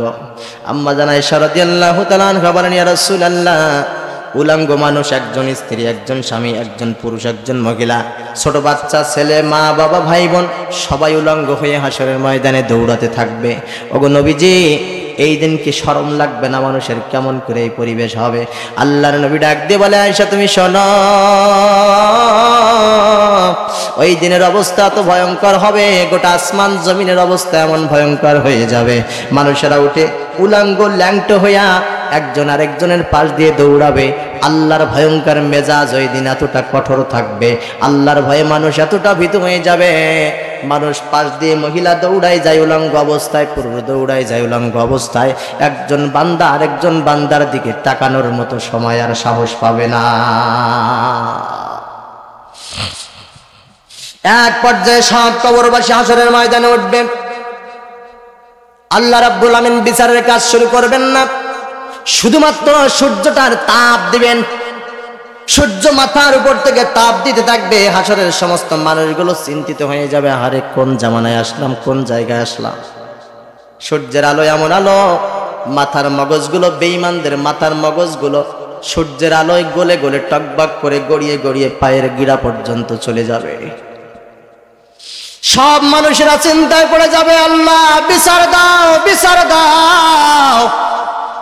বিচারের পরে জান্নাতে যাই, জাহান্নামে যায়, যেখানে যায় আপত্তি নাই, বিচারটা চাই। হাসরের ময়দানের উত্তপ্ত ময়দান আর সহ্য করতে পারি না। নবী বলেন, সব মানুষগুলো দলবদ্ধ হয়ে আদম আলাইহিস সালামের কাছে চলে যাবে। আদম গো, ওগো আমাদের আদি পিতা, আল্লাহর কাছে একটু দরখাস্ত করেন, আল্লাহ যেন বিচারের কাজটা শুরু করে দেয়।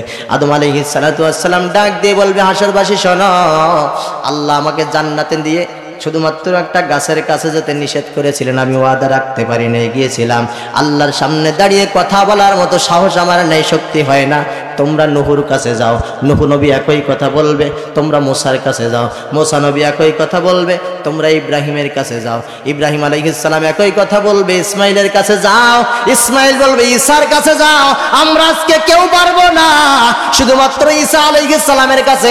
আমরা যখন হাসরের ময়দানের তাপমাত্রা সহ্য করতে না পারে, ঈসা নবীর কাছে চলে গিয়ে বলবো, আল্লাহর পয়গম্বর সব নবী ফিরায়া আপনার কাছ পর্যন্ত আমাদেরকে পাঠাইয়া দিয়েছে, আল্লাহর কাছে একটু দরখাস্ত করেন, আল্লাহ যেন বিচার কাজটা শুরু করে দেয়। ঈসা নবী ডাক দিয়ে বলবেন, আমিও তো ফিরাই দেব, আমিও পারবো না। আজকের এই আল্লাহর ভয়ঙ্কর মেজাজের সামনে একজন মাত্র নবী কথা বলতে পারে, আওয়াজ দিয়ে পড়েন, সেই নবীর নাম কি? হাসরবাসী তোমরা ছুটতে ছুটতে নবী মুহাম্মদ সাল্লাল্লাহু আলাইহি ওয়াসাল্লামের কাছে চলে যাও। হাসরবাসী ছুটতে থাকবো এই ময়দানে, আমি থাকবো, আপনারা থাকবেন, সবাই থাকবেন, সবাই ছুটবো নবীর কাছে। যে দেখবো আল্লাহর নবীকে খুঁজে পাওয়া যায় না, খুঁজতে খুঁজতে দেখবো আল্লাহ রাসূল মাকামে মাহমুদে সিজদায় পড়ে আছেন। সিজদায় পড়ে তার জবান থেকে শুধুমাত্র একটা আওয়াজ, উম্মতি উম্মতি উম্মতি। সুবহানাল্লাহ। ও আল্লাহ, আমার উম্মতের কি হবে? আমার উম্মতের কি হবে? কবরের ভিতরে শত নির্যাতন, শত কষ্ট সহ্য করে করে আমার উম্মতেরা জর্জরিত অবস্থায় কবরের ভয়ঙ্কর দৃশ্য পার করে আসছে। কবর মোটেও জায়গা ভালো না, ঠিক কিনা? কবর জায়গা ভালো না রে, কবর জায়গা ভালো না। আমল নামা ভালো না হলে, আমল নামা ভালো না হলে কবরে কোনো খাতির চলে না। কবর জায়গা ভালো না রে, কবর জায়গা ভালো না। কতক্ষণ ঠিক কিনা? আল্লাহর নবী ডাক দিয়ে বলেন, ও আল্লাহ, আমার এই উম্মতগুলো কবরে হাজার হাজার বছর থাকার পরে হাসরের ময়দানে উঠেছে, উত্তপ্ত পরিবেশ আর সহ্য হয় না রে আল্লাহ, বিচারের কাজটা শুরু করে দেন। আল্লাহ বলবেন, রাসূল বিচারের কাজ তো শুরু করব, ঠিক আছে, কিন্তু আপনি মাকামে মাহমুদ থেকে, আপনি সিজদা থেকে মাথা উঠান, আপনার উম্মতদেরকে বাছাই করে নিয়ে আপনি জান্নাতের ভিতরে চলে যান। আপনার উম্মতদেরকে আপনি বাছাই করে। আয়েশা রাদিয়াল্লাহু তাআলা বলেন, ইয়া রাসূলুল্লাহ, কোটি কোটি মানুষের ভিতর থেকে আপনি উম্মত বাছাই করবেন কি কি? দেখেন, শিক্ষার দিকে যাই। আল্লাহ রাসূল বলছে, আয়েশা, একদল ঘোড়ার ভিতরে একটা ঘোড়ার মাথায় যদি সাদা চিতা থাকে, মালিক তারে আগে চিনতে পারবে কি পারবে না? আল্লাহ রাসূল বলছেন, আয়েশা শিক্ষা নেন, আমার যে সমস্ত উম্মত দুনিয়ায় 5 ওয়াক্ত নামাজ পড়েছে, 5 বার ওযু করেছে, অজুর পানি যেখানে যেখানে লেগেছে হাসরের ময়দানে ওই যে চিতাওয়ালা ঘোড়ার মতো নূরানি আলো বান্দার ওই ওই জায়গায় জ্বলতে থাকবে। বলেন সুবহানাল্লাহ। কাদের? নামাজিদের না বেনামাজিদের? কাদের? আমি নামাজ পড়ি না, আপনারা নামাজ পড়েন না, অনেকেই নামাজ পড়ে না। যদি এমন হয় তাহলে কি আল্লাহ রাসূলের সামনে নূরানি আলো কি চমক দেবে? যদি না দেয় আল্লাহ রাসূল কি সাথে নেবে? নেবে? আপনার মতো আমার মতো হতভাগা কাঙ্গাল মিসকিন আল্লাহ রাসূলের নেওয়ার কোনো দরকার নাই যদি নূরানি আলো না পায়। মানুষ মারা যাওয়ার পরে আমরা কবরে যখন শোয়া দেই তখন বলি বিসমিল্লাহি ওয়া আলা মিল্লাতি রাসূলিল্লাহ, আল্লাহর নামে রাসূলের দলে উঠাই দিয়ে গেলাম। লোকটা সারা জীবন আল্লাহর বিরোধিতা করেছে, রাসূলের বিরোধিতা করেছে, আল্লাহর পাগলদেরকে ধরে ধরে পিটাইছে। আর আমরা একটা দোয়া পড়ে দিলাম, আল্লাহ রাসূল কি এই লাশ গ্রহণ করবেন? করবেন? নামাজ পড়ার দরকার আছে না নাই? আছে না নাই? সামনে রমজান মাস, আমরা 5 ওয়াক্ত নামাজ পড়বো ইনশাআল্লাহ। পারবো তো ইনশাআল্লাহ? আজকের থেকে আমরা আর নামাজ ছাড়বো না। কারা কারা দুটি হাত তুলে আল্লাহকে দেখান তারা তারা। আমরা নামাজ ছাড়বো না, নামাজ ছাড়বো না। বলেন আল্লাহ আল্লাহ আল্লাহ। আমরা হাত তুলে ওয়াদা করতেছি নামাজ ছাড়বো না, কিন্তু এই ওয়াদা রক্ষা করার পিছনে আপনার সহযোগিতা অত্যন্ত প্রয়োজন। আল্লাহ তুমি আমাদেরকে সহযোগিতা করো, তোমার সহযোগিতা নিয়ে আমরা যেন 5 ওয়াক্ত নামাজ পড়তে পারি। বলেন আমিন। আর জোরে বলেন আমিন। আল্লাহ কবুল করুক, সবাই বলেন আমিন। কবরের যে শাস্তি, যে আযাব, আপনি বেনামাজি হলে কবর কি ছাড়বে আপনাকে? ছাড়বে? যে কোনো সময় চোখ বন্ধ হয়ে যেতে পারে। গত বছর সভাপতি সাহেব যিনি ছিলেন এবছর তিনি নাই। এবছরের বক্তা যিনি আছেন আগামী বছর তিনি নাও থাকতে পারেন। এবছরের শ্রোতা যারা আছেন আগামী বছর অনেকেই নাও থাকতে পারেন।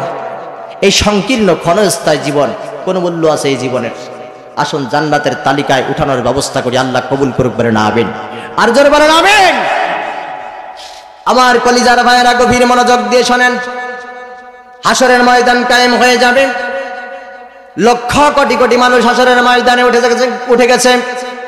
গোটা ময়দান কানায় কানায় পরিপূর্ণ। ইতিমধ্যে আল্লাহ রাসূল কিছু সংখ্যক মানুষকে সঙ্গে করে নিয়ে জান্নাতের ভিতরে চলে গেছে। সুবহানাল্লাহ। সব নবীরা এখনো বাইরে, সব নবীর উম্মতেরা এখনো বাইরে। আল্লাহ রাসূল তেমন রাসূল, আল্লাহ রাসূলের উম্মত তো এমন উম্মত, অন্য সব নবীরা থাকবে হাসরের ময়দানে নাফসি নাফসি করবে।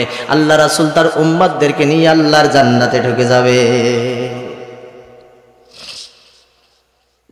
ওই দিন বাছাই করার একটা পর্ব আছে, আমি আপনাদের বলে যাই।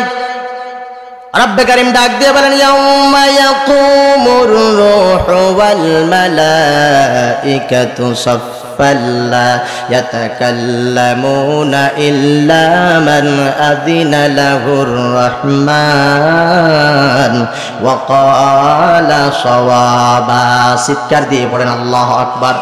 আল্লাহ বলছে বান্দা শোন শোন শোন, হাসরের ময়দানে আমার রাসূল বাছাই করবে। এই বাছাই পর্যায়ে পর্বে একটা সিরিয়াল মেনটেন করার দরকার। আল্লাহ রব্বুল আলামিন ডাক দিয়ে বলছেন ইয়াউমা ইয়াকুমুর রূহ। ওই দিন জিবরাইল আলাইহিস সালাতু ওয়াস সালাম সমস্ত ফেরেশতাদেরকে নিয়ে একটা লাইনে দাঁড়াবেন। সামনে জিবরাইল, পিছনে সব ফেরেশতা। আল্লাহ রাব্বুল আলামিন বলছেন পৃথিবীর জমিনে সব নেতাদের পিছনে তাদের কর্মীদেরকে আমি আল্লাহ দাঁড় করাবো। কোরআনের আয়াত। নেতারা সামনে থাকবে, কর্মীরা পিছনে দাঁড়াবে, লাইনবদ্ধ হয়ে কাতারবদ্ধ হয়ে দাঁড়াবে। নেতারা আমার কাছে সুপারিশ করা তো দূরের কথা, আমার ফেরেশতা জিবরাইল পর্যন্ত এতিমের মতো লাইনের মাথায় দাঁড়িয়ে থাকবে। যেই ফেরেশতাকে এত ভালোবাসি, এত পাওয়ার, এত ক্ষমতা আমি আল্লাহ রাব্বুল আলামিন দিয়েছি, ওই ফেরেশতা পর্যন্ত লাইনের মাথায় দাঁড়িয়ে থাকবে। কথা বলা তো দূরের কথা, নড়াচড়া করারও সাহস পাবে না। আল্লাহর বাদশাহী আল্লাহ পাক ওই দিন দুনিয়ার রাজা বাদশাকে ডাকবেন। হ্যাঁ, দুনিয়ার রাজা বাদশারা কোথায় তোমরা, যারা ক্ষমতার বাহাদুরি দেখাতে, যারা মানুষকে মানুষ বলে মূল্য দিতে না, আজকে তোমরা কোথায়? তোমাদের বাহাদুরি কোথায়? ওই দিন সকল ক্ষমতার মালিক কে? সব ক্ষমতা কার হাতে থাকবেন? কার হাতে থাকবেন? শিক্ষায় আসে আমার আলোচনা। আমি বারবার শিক্ষা বাইর করি, কারণ শিক্ষা ছাড়া আলোচনা করে কোনো লাভ নাই। শিক্ষা নেওয়ার দরকার। আচ্ছা বলেন তো, আল্লাহ বলছে সব মানুষগুলোকে নেতার সামনে, নেতাকে সামনে দিয়ে কর্মীগুলোকে পিছনে দাঁড় করাবো। ওই দিন হাসরের ময়দানে যদি এমন পরিস্থিতি হয়, আল্লামা দেলোয়ার হোসেন সাইদি রাহমাহুল্লাহর পিছনে একদল মানুষ দাঁড়িয়ে গেছে, আর ওবায়দুল কাদেরের পিছনে আর একদল মানুষ দাঁড়িয়ে গেছে। এমনটা আল্লাহ করলে করতে পারেন কি পারেন না? পারেন কি পারেন না? আল্লাহ তো সেই ইঙ্গিত দিচ্ছে আয়াত দিয়ে, নেতারা সামনে থাকবে, কর্মীরা পিছনে। যোগ্য বিজ্ঞ অভিজ্ঞ মানুষ, বোঝানোর অত টাইম নাই, সহজ সরল ভাষা আপনাদের কাছে জানতে চাই। সাইদির পিছনে লাইন দেবে যেই মানুষ, এই মানুষগুলো হাসরের ময়দানে আল্লাহ জান্নাতি বানাবে নাকি ওবায়দুল কাদেরের পিছনের মানুষগুলোকে জান্নাতি বানাবে? বুঝে শুনে দল করিয়েন বাবা। এমন না তার পিছনে দৌড়েন না যেই নেতা প্রস্রাব করে পানি নেয় না, এমন নেতার পিছনে দৌড়িয়েন না যেই নেতা সমাবেশে যাওয়ার পরে লক্ষ লক্ষ মানুষ পিছনে আসরের নামাজের সময় হয়ে যায়, নামাজের বিরতি দেয় না, নিজে নামাজ পড়ে না, হাজার হাজার মানুষের নামাজ নষ্ট করে কাফের বানিয়ে দেয়। এমন নেতার পিছনে দৌড়িয়েন না যেই নেতা আপনার নামাজের খবর নেয় না, যেই নেতা আপনার জান্নাতের খবর নেয় না, যেই নেতা আপনার পরিবারের খবর নেয় না, যেই নেতা আপনার সন্তানের খবর নেয় না, স্ত্রীর খবর নেয় না, ইসলাম আপনার ভিতরে আছে কি নাই এই খবর নেয় না। পাশে গেলে শুধুমাত্র একটা কথা তাদের থাকে, ক্ষমতার কি অবস্থা বল। কথা ঠিক কিনা? কথা ঠিক কিনা? বুঝে শুনে পা বাড়াইয়া, চোখ বন্ধ হলেই যেন ওবায়দুল কাদেরের দলে যাওয়া না থাকে।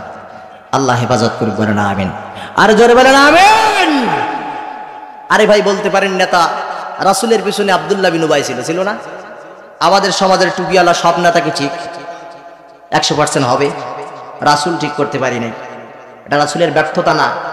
আস্তাগফিরুল্লাহ, আমার রাসূলের ব্যর্থতা না, আমার রাসূল সফল। কিন্তু আল্লাহ পরবর্তী জামানায় নমুনা রাখার জন্য কিছু কিছু কাজ ঘটায় রাখছেন। আমার রাসূল ব্যর্থ নয়, আমার রাসূল সফল রাসূল। সুবহানাল্লাহ বলেন। নবীর পিছনে আব্দুল্লাহ বিন উবাই ছিল, আমাদের পিছনে থাকতে পারে কি পারে না? বলতে পারেন যে টুপিওয়ালা নেতা আছে এরাও তো ঠিক নেই। আরে ভাই, আল্লাহর কাছে দাঁড়িয়ে এতটুকু কথা তো বলতে পারবেন ওই নেতা ঠিক ছিল কি ছিল না এটা আমি দেখি নাই। ওই নেতার ভিতরে মনে করেছিলাম ইসলাম আছে, ওই নেতার মাথায় দেখছিলাম টুপি আছে, ওই নেতার মুখে দেখছিলাম সুন্নতি দাড়ি আছে। আল্লাহ ওর ভিতরে এত খারাপ তো আমি জানবো কি করে? আমি তো তার বাহ্যিক দিক দিয়ে ইসলামপন্থী মানুষ বলে আমি তার সাথে সামিল হয়েছিলাম। আল্লাহ আপনাকে মাফ করলেও করতে পারে, পারে কি পারে না? আল্লাহ আমাদেরকে হেফাজত করুক, বলেন আমিন। আর জোরে বলেন আমিন। আমার কলিজার ভাইয়েরা, হাশরের ময়দানে আল্লাহ রাসূল একদল মানুষকে নিয়ে জান্নাতে চলে গেছেন অথবা যাওয়ার জন্য প্রস্তুতি নিচ্ছেন। আল্লাহ রাব্বুল আমিন এবার একজন ফেরেশতাকে ডাকবেন, ফেরেশতা জলদি করে চলে আয়। আল্লাহর ফেরেশতা জলদি করে চলে আসবেন।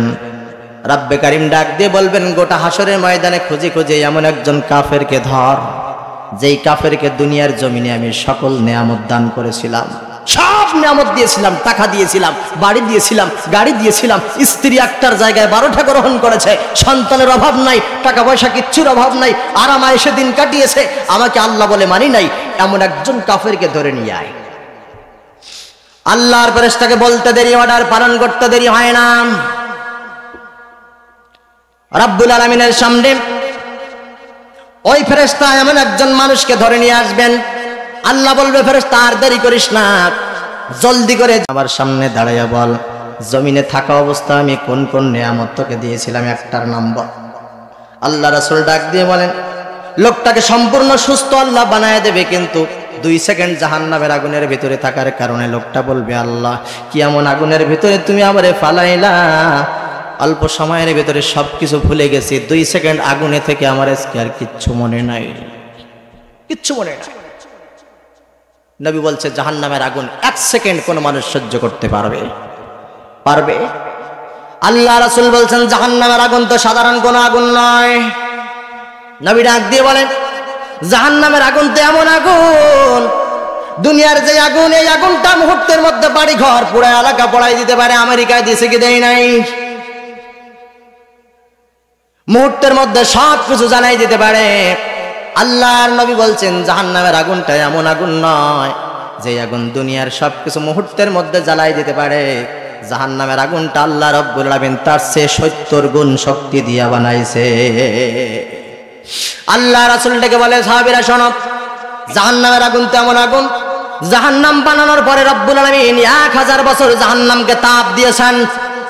1000 বছর তাপ দেওয়ার কারণে জাহান্নামের আগুনটা সাদা আকার ধারণ করেছে, জাহান্নামের আগুনের রং সাদা হয়ে গেছে। আল্লাহ পাক আবার 1000 বছর জ্বালাইছেন, জাহান্নামের আগুনটা এবার লাল আকার ধারণ করেছে, লাল রং হয়ে গেছে। আল্লাহ রাসূল বলেন পরবর্তীতে আরো 1000 বছর আল্লাহ রাব্বুল আমিন জাহান্নামের আগুনে জাল দিয়েছেন, জ্বালাইছেন।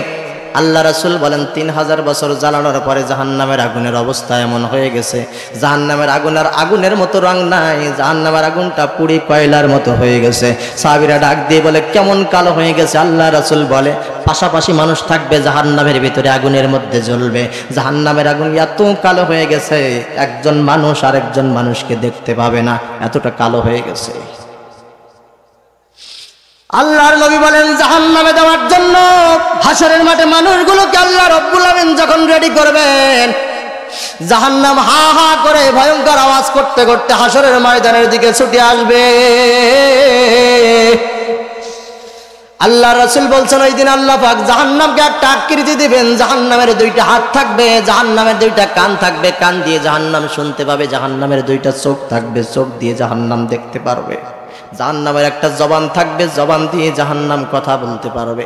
জাহান্নাম হা হা করে হাসরের মাঠের দিকে আসবেন আর শুধুমাত্র বলবেন হাল মিম মাজিদ, হাল মিম মাজিদ, হাল মিম মাজিদ। আল্লাহকে ডেকে ডেকে বলবেন ও আল্লাহ, যাদেরকে আমার ভিতরে দিতে চেয়েছিলে তারা এখনো আর বাকি আছে নাকি, আর কেউ আছে নাকি, আমার মধ্যে ফেলো।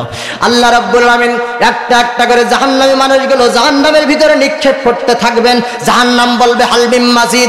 এক পর্যায়ে জাহান্নামকে আল্লাহ পাক রব্বুল আমিন থামানোর জন্য জাহান্নামের গলায় 70,000 লোহার শিকল লাগায় দিবেন। কত হাজার? আল্লাহ যেই শিকল লাগাবেন এই শিকল দুর্বল না সবল? 70,000 শিকল লাগাবেন। আল্লাহ ডাক দিয়ে বলেন ও নবী আপনার উম্মতদেরকে আপনি শুনিয়ে দেন 70,000 শিকলের প্রত্যেকটা শিকলের ভিতরে 70,000 করে ফেরেশতা দাঁড়াবে। আল্লাহু আকবার। জাহান্নামকে শুধুমাত্র ধরে রাখার জন্য এত ভয়ঙ্কর হয়ে যাবে জাহান্নাম। 70,000 শিকল, প্রত্যেক শিকলে ফেরেশতা কত? 70,000। মনের কান লাগায়া শোনে। যেখানে একজন ফেরেশতার শক্তি সম্পর্কে হাদিসের বর্ণনা পাওয়া যায়, একজন ফেরেশতা যদি আল্লাহর এই জমিনে একটা মাত্র হাত মাটির ভিতরে ঢুকায়া দেয়, ওই হাতটা আবার টান মারার সাথে সাথে গোটা পৃথিবী একজন ফেরেশতা একটা হাত দিয়ে উল্টাই দিতে পারে। আর এমন ফেরেশতা আল্লাহ জাহান্নামের 70,000 শিকলের প্রত্যেক শিকলের গায়ে রাখবেন 70,000 করে। ফেরেশতারা টানতে থাকবে কিন্তু জাহান্নামকে থামাইতে পারে না। জাহান্নাম হাসরের ময়দানের কাছাকাছি জায়গায় চলে আসছে। আল্লাহ রাব্বুল আমিন ডাক দিয়ে বলে জাহান্নাম তোর ভিতরে যাদেরকে দিতে চেয়েছিলাম আর তো কেউ নাই, সবাইকে ফেলে দিয়েছি। জাহান্নাম শান্ত হয় না। রব্বে কারীম এবার নিজের পা মোবারক কুদরতি কদম মোবারক নিয়া জাহান্নামের পিঠের উপরে রাখবেন। আল্লাহ রাসূল বলেন জাহান্নাম এবার বলবে দ্যাটস এনাফ, যথেষ্ট হয়ে গেছে, আর দরকার নাই। এবার নবী জাহান্নামী মানুষের বর্ণনা দিচ্ছেন। সাহাবীরা তোমরা শোনো, জাহান্নামী মানুষ যাওয়ার পরে কি হবে, কেমন অবস্থায় থাকবে। একজন মানুষকে জাহান্নামের ভিতরে যখন নিক্ষেপ করা হবে, আল্লাহর নবী বলেন জাহান্নামের ভিতরে ছুঁড়ে ফেলার সাথে সাথে তেলের ভিতরে ছোট্ট পোকা পড়লে যেমন ভাজি হয়ে যায়, জাহান্নামী মানুষটা মুহূর্তের মধ্যে পোকার মতো ভাজি হয়ে যাবে। আমার সাহাবীরা তোমরা শোনো, ওই জাহান্নাম তো এমন জাহান্নাম, ওই আগুনের ভিতরে মানুষকে যখন ফেলবে রব্বুল আলামিন জাহান্নামী মানুষদেরকে এত সুন্দর এত বিশাল বড় দেহ দিয়ে বানাইবেন। সাহাবীরা বলে ইয়া রাসূলুল্লাহ জাহান্নামী মানুষের আকৃতি কেমন হবে, কেমন করে আল্লাহ বানাইবেন? নতুন আলোচনা, মজার আলোচনা, কান খুলে শোনেন। জাহান্নামী মানুষের দেহটা কেমন হবে জানার দরকার আছে না নাই? জাহান্নামে মানুষ যখন যাবে এমন সুন্দর দেহ নিয়ে যাবে নাকি জানার দরকার আছে না নাই? সাহাবীরা ডাক দিয়ে বলে ইয়া রাসূলুল্লাহ জানতে চাই জাহান্নামী মানুষগুলো কেমন হবে। আল্লাহ রাসূল ডাক দিয়ে বলেন জাহান্নামী মানুষের দেহটা কত বড় হবে শোনো।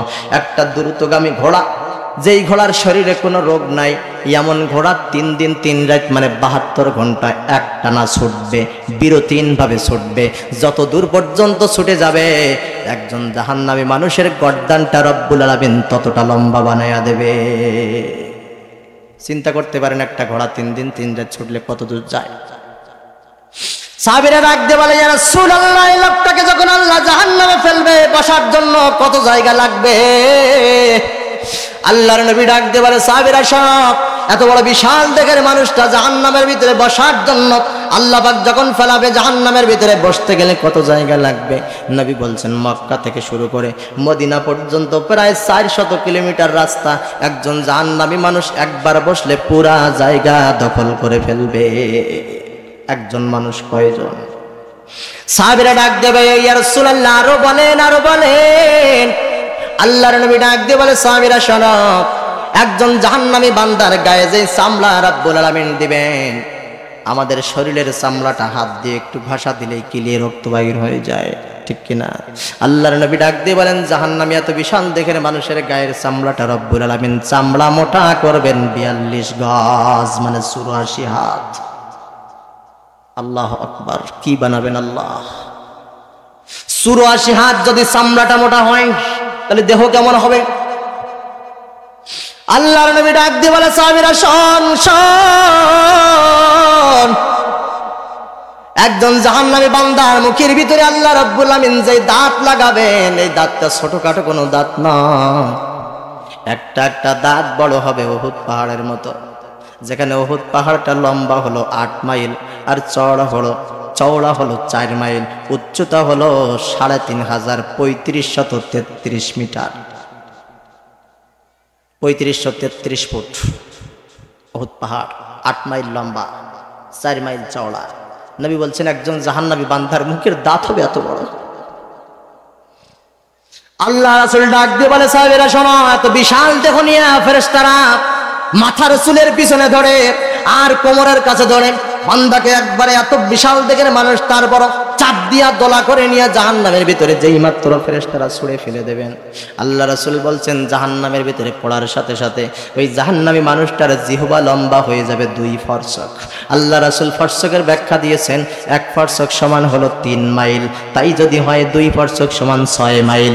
একজন জাহান্নামে মানুষ জাহান্নামে যাওয়ার সাথে সাথে জিহ্বা বাহির হয়ে যাবে মাত্র 6 মাইল। আল্লাহু আকবার! জিহ্বা যদি 6 মাইল লম্বা হয়, মানুষটা কি অবস্থা?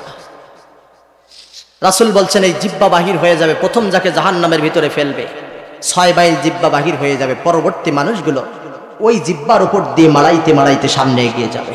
সহ্য করতে হবে লোকটা। জাহান্নামের ভিতরে সব মানুষগুলোকে ফেলে দেওয়া হয়েছে। হঠাৎ করে জাহান্নামের ভিতরে চিৎকার, ভয়ঙ্কর আওয়াজ দিয়ে চিৎকার করতে থাকবে, আল্লাহ আর সহ্য করতে পারি না, ও মালিক আর সহ্য করতে পারি না, আর সহ্য হয় না। পানির তৃষ্ণায় কলিজা বেরিয়ে যায়, কলিজা ফেটে যায়। আল্লাহ রাব্বুল আমিন জাহান্নামীদের চিৎকার শুনবেন, আর চিৎকার শুনে হঠাৎ করে জাহান্নামী মানুষগুলো দেখবে জাহান্নামের আকাশের মাথার উপরে আকাশে একটু মেঘ, কালো মেঘ জমা হয়েছে। জাহান্নামী মানুষগুলো মনে মনে চিন্তা করবে, আহারে কিছুক্ষণের মধ্যে হয়তো বৃষ্টি নামবে। আল্লাহ রাসূল ডাক দিয়ে বলেন, বৃষ্টি নামবে ঠিকই, কিন্তু বৃষ্টির পানিতে অ্যাসিডের মাত্রা এত বেশি, বৃষ্টির পানির ফোঁটা যেই মাত্র জাহান্নামী মানুষের গায়ের ভিতরে লাগবে, আল্লাহ রাসূল বলছেন 1 ফোঁটা পানি লাগার সাথে সাথে এত বিশাল বড় দেহ ভেদ করে বৃষ্টির ফোঁটা অ্যাসিডযুক্ত পানি হাড়ের গা পর্যন্ত চলে যাবে। কিছুক্ষণের মধ্যে শরীর থেকে পোশাক ছেড়ে দিলে যেমন মানুষ উলঙ্গ হয়ে যায়, অত বিশাল দেহের মানুষটার শরীর থেকে সব রক্ত মাংসগুলো খসে জমিনে পড়ে যাবে, শুধু কাঠাম দাঁড়িয়ে থাকবে। আল্লাহ রাসূল বলছে, সাহাবীরা কেন মরণের ভয় হয় না, কেন জাহান্নামের ভয় হয় না? এই যে মরণ হয়ে যাবে জাহান্নামের ভিতরে, মানুষের এমন অবস্থা হয়ে যাবে, এটা যদি শেষ হয়ে যেত সেটা না হয় বুঝতাম। মানুষেরা শেষ করতে পেরেছে, বেঁচে গেছে, কিন্তু নয়। আল্লাহ রাসূল বলছে, একবার অবস্থা এমন হবে, সাথে সাথে আল্লাহ রাব্বুল আমিন আবার তার সুস্থ করে দিবে, পরবর্তীতে মুহূর্তের মধ্যে আবার অবস্থা হয়ে যাবে। জাহান্নামী মানুষগুলো ওই বৃষ্টির কারণে এমন অবস্থা হয়ে যাবে, আর সহ্য করতে পারবে না। আল্লাহরে বলবে, আল্লাহ একটু পানি খাও, একটু পানি খাও, আর সহ্য করতে পারে না।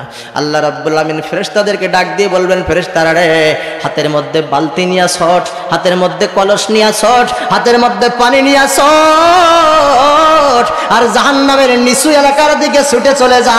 ওই নিচু এলাকার ভিতরে যে দেখবি জাহান্নামে মানুষের শরীরের রক্ত মাংসগুলো পচে গলে দুর্গন্ধ হয়ে একখানায় পুজ মতো পানি জমাট হয়ে গেছে। বালতির মধ্যে করে নিয়ে এই পানিগুলো কাটার জাহান্নামী মানুষের কণ্ঠের ভিতরে ঢেল। আল্লাহর ফেরেশতারা জাহান্নামী মানুষের কণ্ঠের ভিতরে ঢালবে, পানির তৃষ্ণায় জাহান্নামী মানুষগুলো খাইতে বাধ্য হবে। আল্লাহ রাব্বুল আমিন ডাক দিয়ে বলেন, জাহান্নামী মানুষের পানির তৃষ্ণা এত বেশি হবে, নিজেদের রক্ত মাংস গলে পচে যাওয়া পুষগুলো নিজেরা খেয়ে ফেলবে। নবী বলছেন, পেটের ভিতরে যাওয়ার সাথে সাথে পেটের ভিতরে সমস্ত নাড়ি ভুড়িগুলো সব পচে গলে পিছনের রাস্তা দিয়ে বাহির হয়ে যাবে। আল্লাহ আমাদেরকে হেফাজত করুক, বলেন আমিন। আমার কলিজার ভাইরা, তবু জাহান্নামী মানুষগুলো পানি পানি করে চিৎকার করবে, ক্ষুধার যন্ত্রণার সহ্য হয় না। আল্লাহ রাব্বুল আমিনের একটু দয়া হবে, ফেরেশতাদেরকে বলবে জাহান্নামী মানুষের মুখের ভিতরে খাবার দে। কিন্তু খাবারটা হবে ওই খাবার যেই খাবারটা সাধারণ কোনো খাবার না। জাহান্নামের আগুনের ভিতরে আল্লাহ একটা গাছ লাগায় রাখছেন, গাছটার নাম হলো জাক্কুম। কি গাছ? ইন্দা সাদারত জাক্কুম। জাক্কুম নামক বৃক্ষ পাতাগুলো ওঠা, পাতাগুলো রস বানায় ফেলা, বালতির পরে বালতি রস নিয়ে জাহান্নামী মানুষের কণ্ঠের ভিতরে ডাল। সাহাবীরা ডাক দিয়ে বলে, ইয়া রাসূলুল্লাহ, জাক্কুম বৃক্ষটা কেমন বৃক্ষ, কেমন গাছ? আল্লাহ রাসূল ডাক দিয়ে বলে, এই গাছটা দুনিয়ার অন্য কোনো জায়গায় পাওয়া যায় না। এই গাছটার রব্বুল আলামিন জাহান্নামের আগুনের ভিতরে তৈরি করেছেন। বলেন আল্লাহু আকবার। আমার ভাইরা, জাহান্নামের আগুনের ভিতরে এই গাছটা রব্বুল আলামিন তৈরি করে রেখেছেন। আল্লাহর নবী বলছেন, বালতির পরে বালতি জাহান্নামের মানুষদেরকে গাছের রস নিয়ে খাওয়ানো হবে, কিন্তু এক ফোঁটা রসের শক্তি সাহাবী তোমরা জানো নি? এক ফোঁটা রসের পাওয়ার এত বেশি হবে, এক ফোঁটা রসের পাওয়ার এত বেশি হবে। এক ফোঁটা রস আল্লাহ পাক যদি জমিনের উপরে এক ফোঁটা রস ছেড়ে দিত, গোটা পৃথিবীর কোনো জায়গায় ওই এক ফোঁটা বিষের তেজে মানুষ আর বসবাস করতে পারত না। নবী বলছেন, জাহান্নামী মানুষগুলো এটা অনায়াসেই খাইতে থাকবে। আল্লাহ আমাদেরকে বাঁচিয়ে দিক, বলেন আমিন। আমার কলিজার ভাইরা, হঠাৎ করে আল্লাহ রাব্বুল আমিন মালিক ফেরেশতাকে ডাকবেন।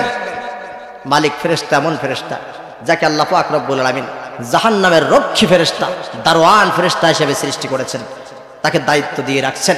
মালিক ফেরেশতাকে ডাকবেন, মালিক রে জলদি করে এদিকে চলে আয়।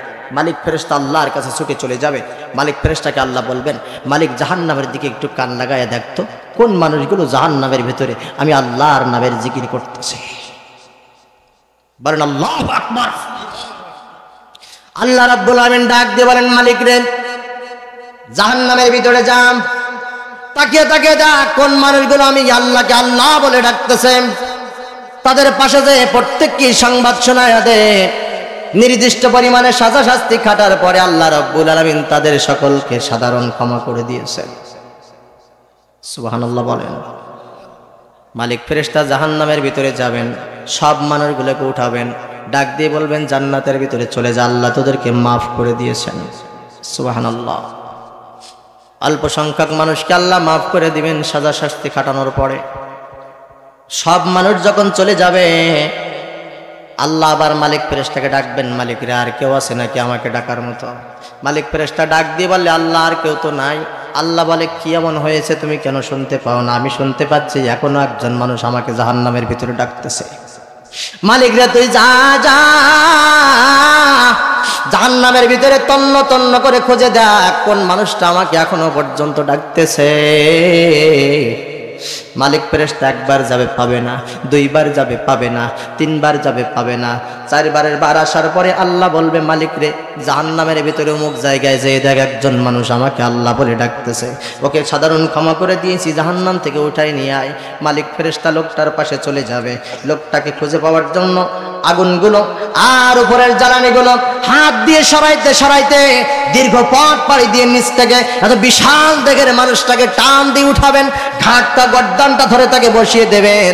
আল্লাহর নবী ডাক দিয়ে বলেন, ওই মানুষটার অবস্থা তখন এমন থাকবে, এত বিশাল দেহের মানুষ কিন্তু জাহান্নামের আগুন সহ্য করতে করতে শরীরে বিন্দু পরিমাণ শক্তি নাই, বসতে পারে না, দাঁড়াইতে পারে না। মালিক ফেরেশতা বলবেন, মানুষে আল্লাহর বান্দা তুই দৌড়া, আল্লাহ তোকে মাফ করে দিয়েছে। সুবহানাল্লাহ। আল্লাহ রাসূল বলেন, লোকটা জান্নাতে যাওয়ার কথা শুনে আনন্দে দৌড়াইতে থাকবে, কিন্তু হাঁটতে পারবে না, দৌড়াইতে পারবে না। নবী আমার ডাক দিয়ে বলেন ওই লোকটা ছোট্ট বাচ্চা যেমন নতুন হাঁটতে শিখলে প্রথম হাতের উপর আর পিছনে ব্যাক সাইডের উপর ভর দিয়ে হামাগুড়ি দিয়ে দিয়ে হাঁটতে থাকে। আল্লাহ রাসূল বলেন এত বিশাল বড় মানুষটা জাহান্নামের আগুনের উপর দিয়ে এমনিভাবে হাঁটতে হাঁটতে বাহিরে আসবে, জান্নাতের দরজা পর্যন্ত চলে যাবে। জান্নাতের দরজার রক্ষীরা বলবে দাঁড়াও, আর বিন্দু পরিমাণ সামনে যাবে না, তুমি কোথায় যেতে চাও? ওই বান্দা ডাক দিয়ে বলবে আমি তো আল্লাহর জান্নাতে যেতে চাই। আল্লাহর জান্নাতে এমন দেহ নিয়ে যাওয়া যায় না, সুন্দর দেহর দরকার হবে। সুবহানাল্লাহ। লোকটা ডাক দিয়ে বলবে আল্লাহর পারমিশন আছে, আল্লাহ আমাকে অর্ডার দিয়েছেন। রক্ষী ফেরেশতারা কাঁপতে থাকবে আর ডাক দিয়ে বলবে আল্লাহর বান্দা এতক্ষণ তুমি কোথায় ছিলে, জলদি করে যাও।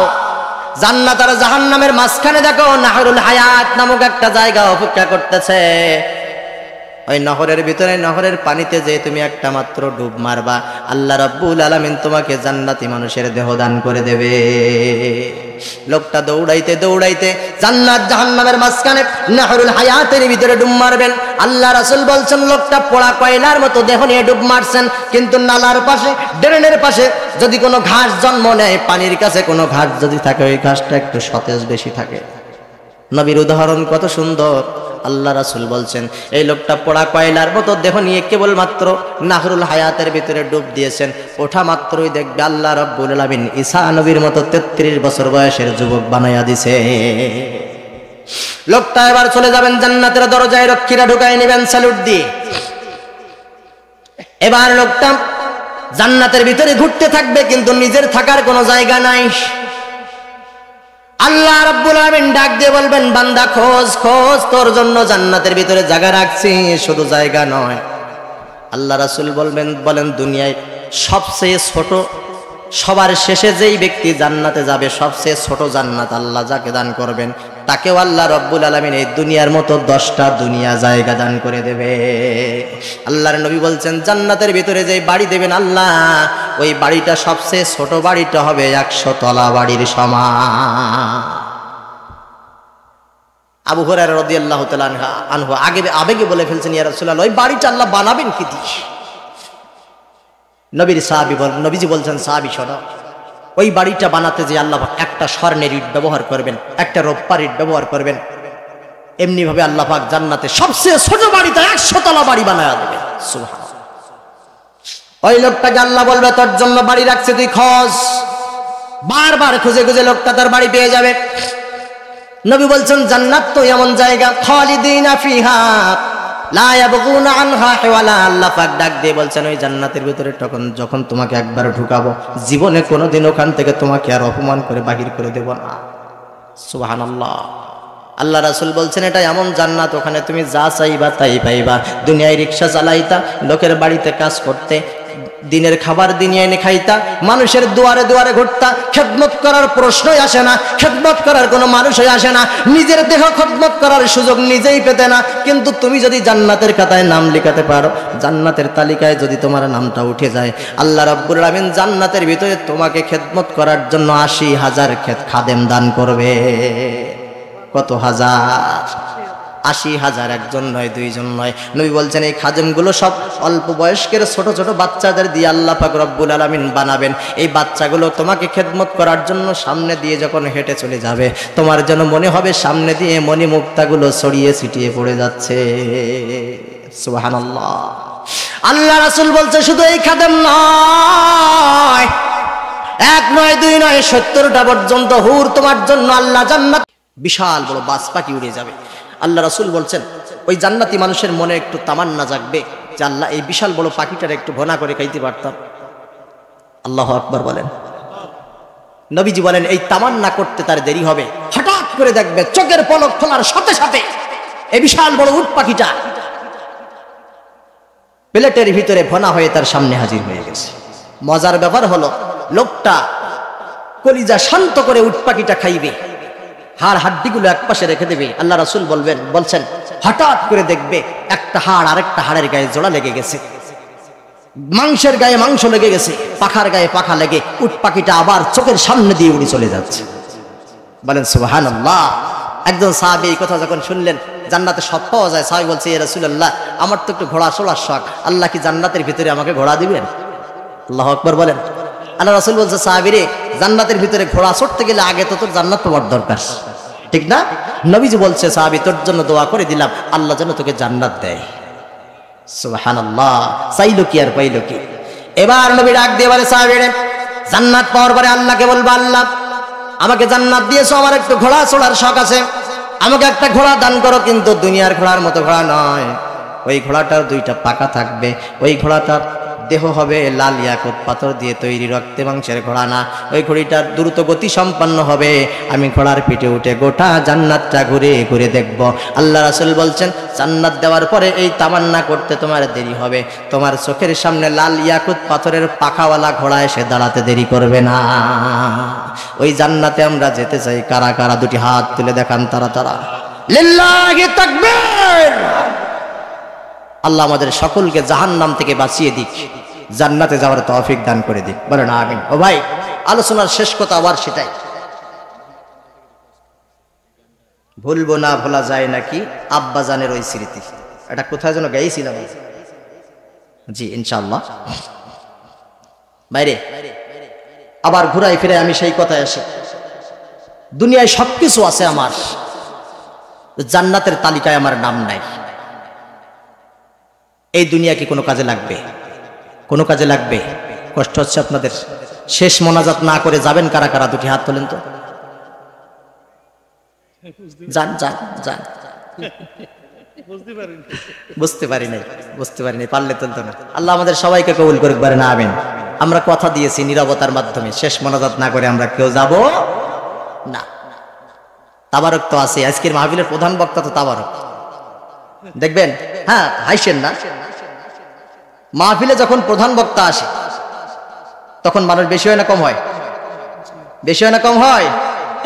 তো মাহফিলে যখন তাবারক আসবে তখন মানুষ বেশি হবে না কম হবে? হ্যাঁ,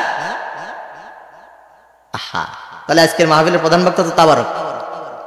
আমরা আশেকে তাবারক মার্কা মুসলমান হতে চাই না, আমরা আশেকে রাসূল হই। আশেকে রাসূল, আশেকে তাবারক হওয়া যাবে না। আশেকে তাবারক হওয়ার কোনো সুযোগ নাই। কিয়ামতে রাসূল চিনতে পারবে না। কলিজার ভাইরা, যাই হোক না কেন, যদি আমরা দুনিয়ার অট্টালিকা বাড়ি গাড়ি সব রেখে গেছি, জান্নাতের তালিকায় নাম নাই, এই জীবন কোনো কাজে লাগবে? কোনো কাজে দেবে? দেবে না।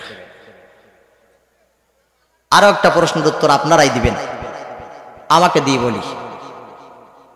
আমাকে আল্লাহ পাক একটা সন্তান দিয়েছেন, 3.5 বছর বয়স ছেলে সন্তান। দোয়া করবেন তার জন্য, আল্লাহ পাক যেন আমার মতো না, আমার চেয়ে বড় কিছু বানান। আমি তো ভালো না, আমি আমার মতো দোয়া করি না। আল্লাহ আমার ছেলেকে তুমি আমার মতো করো, আমার চেয়ে উন্নত জীবন তারে দান করো। তো আমার সন্তানের জন্য আমি আমার স্ত্রীর সাথে বলি, আমার সন্তানের জন্য আমি 2 তলা বাড়ি 3টা গাড়ি আমি রেখে যেতে চাই না। আমার উদ্দেশ্য আমার ছেলেটাকে আমি মানুষ করে যেতে চাই। যদি অমানুষ হয়ে যায় 10টা বাড়ি রাখলেও রাখবে না, নষ্ট করে ফেলবে। যদি মানুষ হয় ওর বাড়িও বানায় নিতে পারবে। আর আমার সন্তানকে আমি লক্ষ কোটি টাকার মালিক বানায় গেলাম, আমার মৃত্যুর 1 বছর পরে আমার সন্তান ওই টাকার আমার কবরের আযাবের জন্য ব্যয় করবে, এর কোনো নিশ্চয়তা আছে? আছে। তাহলে সর্বশেষ কথা হলো, আমার কবরে আযাব মাফের জন্য, আমার জান্নাতের জন্য, আমি জাহান্নাম থেকে বাঁচার জন্য নিজে যেটা করে যাব এটাই আমার সাথে যাবে। অন্য কেউ আমাকে করে আমাকে জাহান্নাম থেকে পার করতে পারবে? বড় জোর সন্তান দোয়া করতে পারে, সন্তানের দোয়া কবুল হয়। বুকে হাত দিয়ে বলেন তো, এমন সন্তান বানিয়েছে আমার সন্তান দোয়া করলে দোয়া কবুল হয়ে যাবে।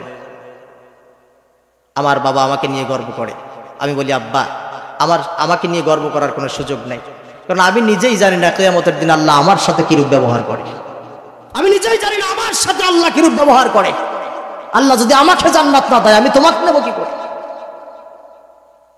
এজন্য কারো উপর ভর করে ওই অজানা সাগরে পাড়ি দেওয়া কোনো সুযোগ আছে? সুযোগ আছে। হ্যাঁ, তবে অনন্তকাল কবরের ভিতরে পাড়ি দেওয়ার জন্য পথেও পাঠানোর একটা সুযোগ আছে। আল্লাহ রাসূল বলছেন, একজন মানুষ যখন মারা যায় সব কাজ তার বন্ধ হয়ে যায়, 3টা আমল নামা তার খোলা থাকে। কয়টা? একটু মনের কান দিয়ে শোনেন। তার থেকে একটা হলো, 1 নাম্বারটা হলো ওই বান্দা জীবদ্দশায় এমন কাজ করে গেছে, 10 জন মানুষকে নামাজি বানিয়ে গেছে, 10টা বই লিখে গেছে, উৎসর্গ করে গেছে, মানুষ ওগুলো দেখছে, পড়ছে, আর উন্নত জীবন গঠন করতেছে, ইসলাম মানতে পারতেছে। কবরের ভিতরে আল্লাহ তার জন্য সওয়াব পাঠাবে। বুকি হাত দিয়ে বলতে পারবেন এমন কাজ আমরা কয়জন করতে পেরেছি? পারবেন? তাহলে তো 1 নম্বর রাস্তা আমরা বন্ধ করে ফেলেছি, ঠিক আছে না? বাকি আছে কয়টা? আরেক নম্বর রাস্তা হলো, আল্লাহ রাসূল বলছেন নেক সন্তান যদি জমিনে রেখে যায়, যেই সন্তান জমিনে হাঁটবে, ঘুরবে, ফিরবে, বাবা কবরে সওয়াব পাবে। বুকি হাত দিয়ে বলতে পারবেন আমার সন্তান দুনিয়ায় হাঁটলে আমি কবরে সওয়াব পাবো? পারবেন কেউ? পারবেন না। তাহলে 2 নম্বর রাস্তা বন্ধ করে ফেলেছি। সাহাবীরা কাঁদতে কাঁদতে অজ্ঞান হয়ে যাচ্ছেন, ইয়া রাসূলুল্লাহ কি এমন কথা আপনি শোনাচ্ছেন? 2টা রাস্তা তো আমরা বন্ধ করে ফেলবো, এটা তো আমাদের পক্ষে অনেকেরই সম্ভব হবে না, আমরা পেরে উঠবো না গো নবী। আল্লাহ রাসূল বলে, সাহাবীরা কান্দিস না, চিন্তা করিস না, কাদার কোনো কারণ নাই, কাদার কোনো যুক্তি নাই। 3 নম্বর পথটা আমি এমন পথ বলে যাব যেটা প্রত্যেকে পারবে, ধনী পারবে, গরিব পারবে, রিক্সা চালক, ভ্যান চালক, বৃদ্ধ, যুবক, ছোট মানুষ, মহিলা, নারী, পুরুষ, যুবতী সবাই সেই শামিল থাকতে পারবে। সাহাবীরা বলে, ইয়া রাসূলুল্লাহ ওই কাজটার কথা আপনি বলেন। আল্লাহ রাসূল বললেন, দুনিয়ায় আল্লাহ তোমাদেরকে যে সম্পদ দিয়েছেন, ওটা যদি দুনিয়ায় থাকা অবস্থায়, বেঁচে থাকা অবস্থায় ইসলামের জন্য কিছু ব্যয় করে আমার আল্লাহর কাছে যেতে পারো, কিয়ামত পর্যন্ত কবরের ভিতরে বসে বসে তুমি সওয়াব পাবে।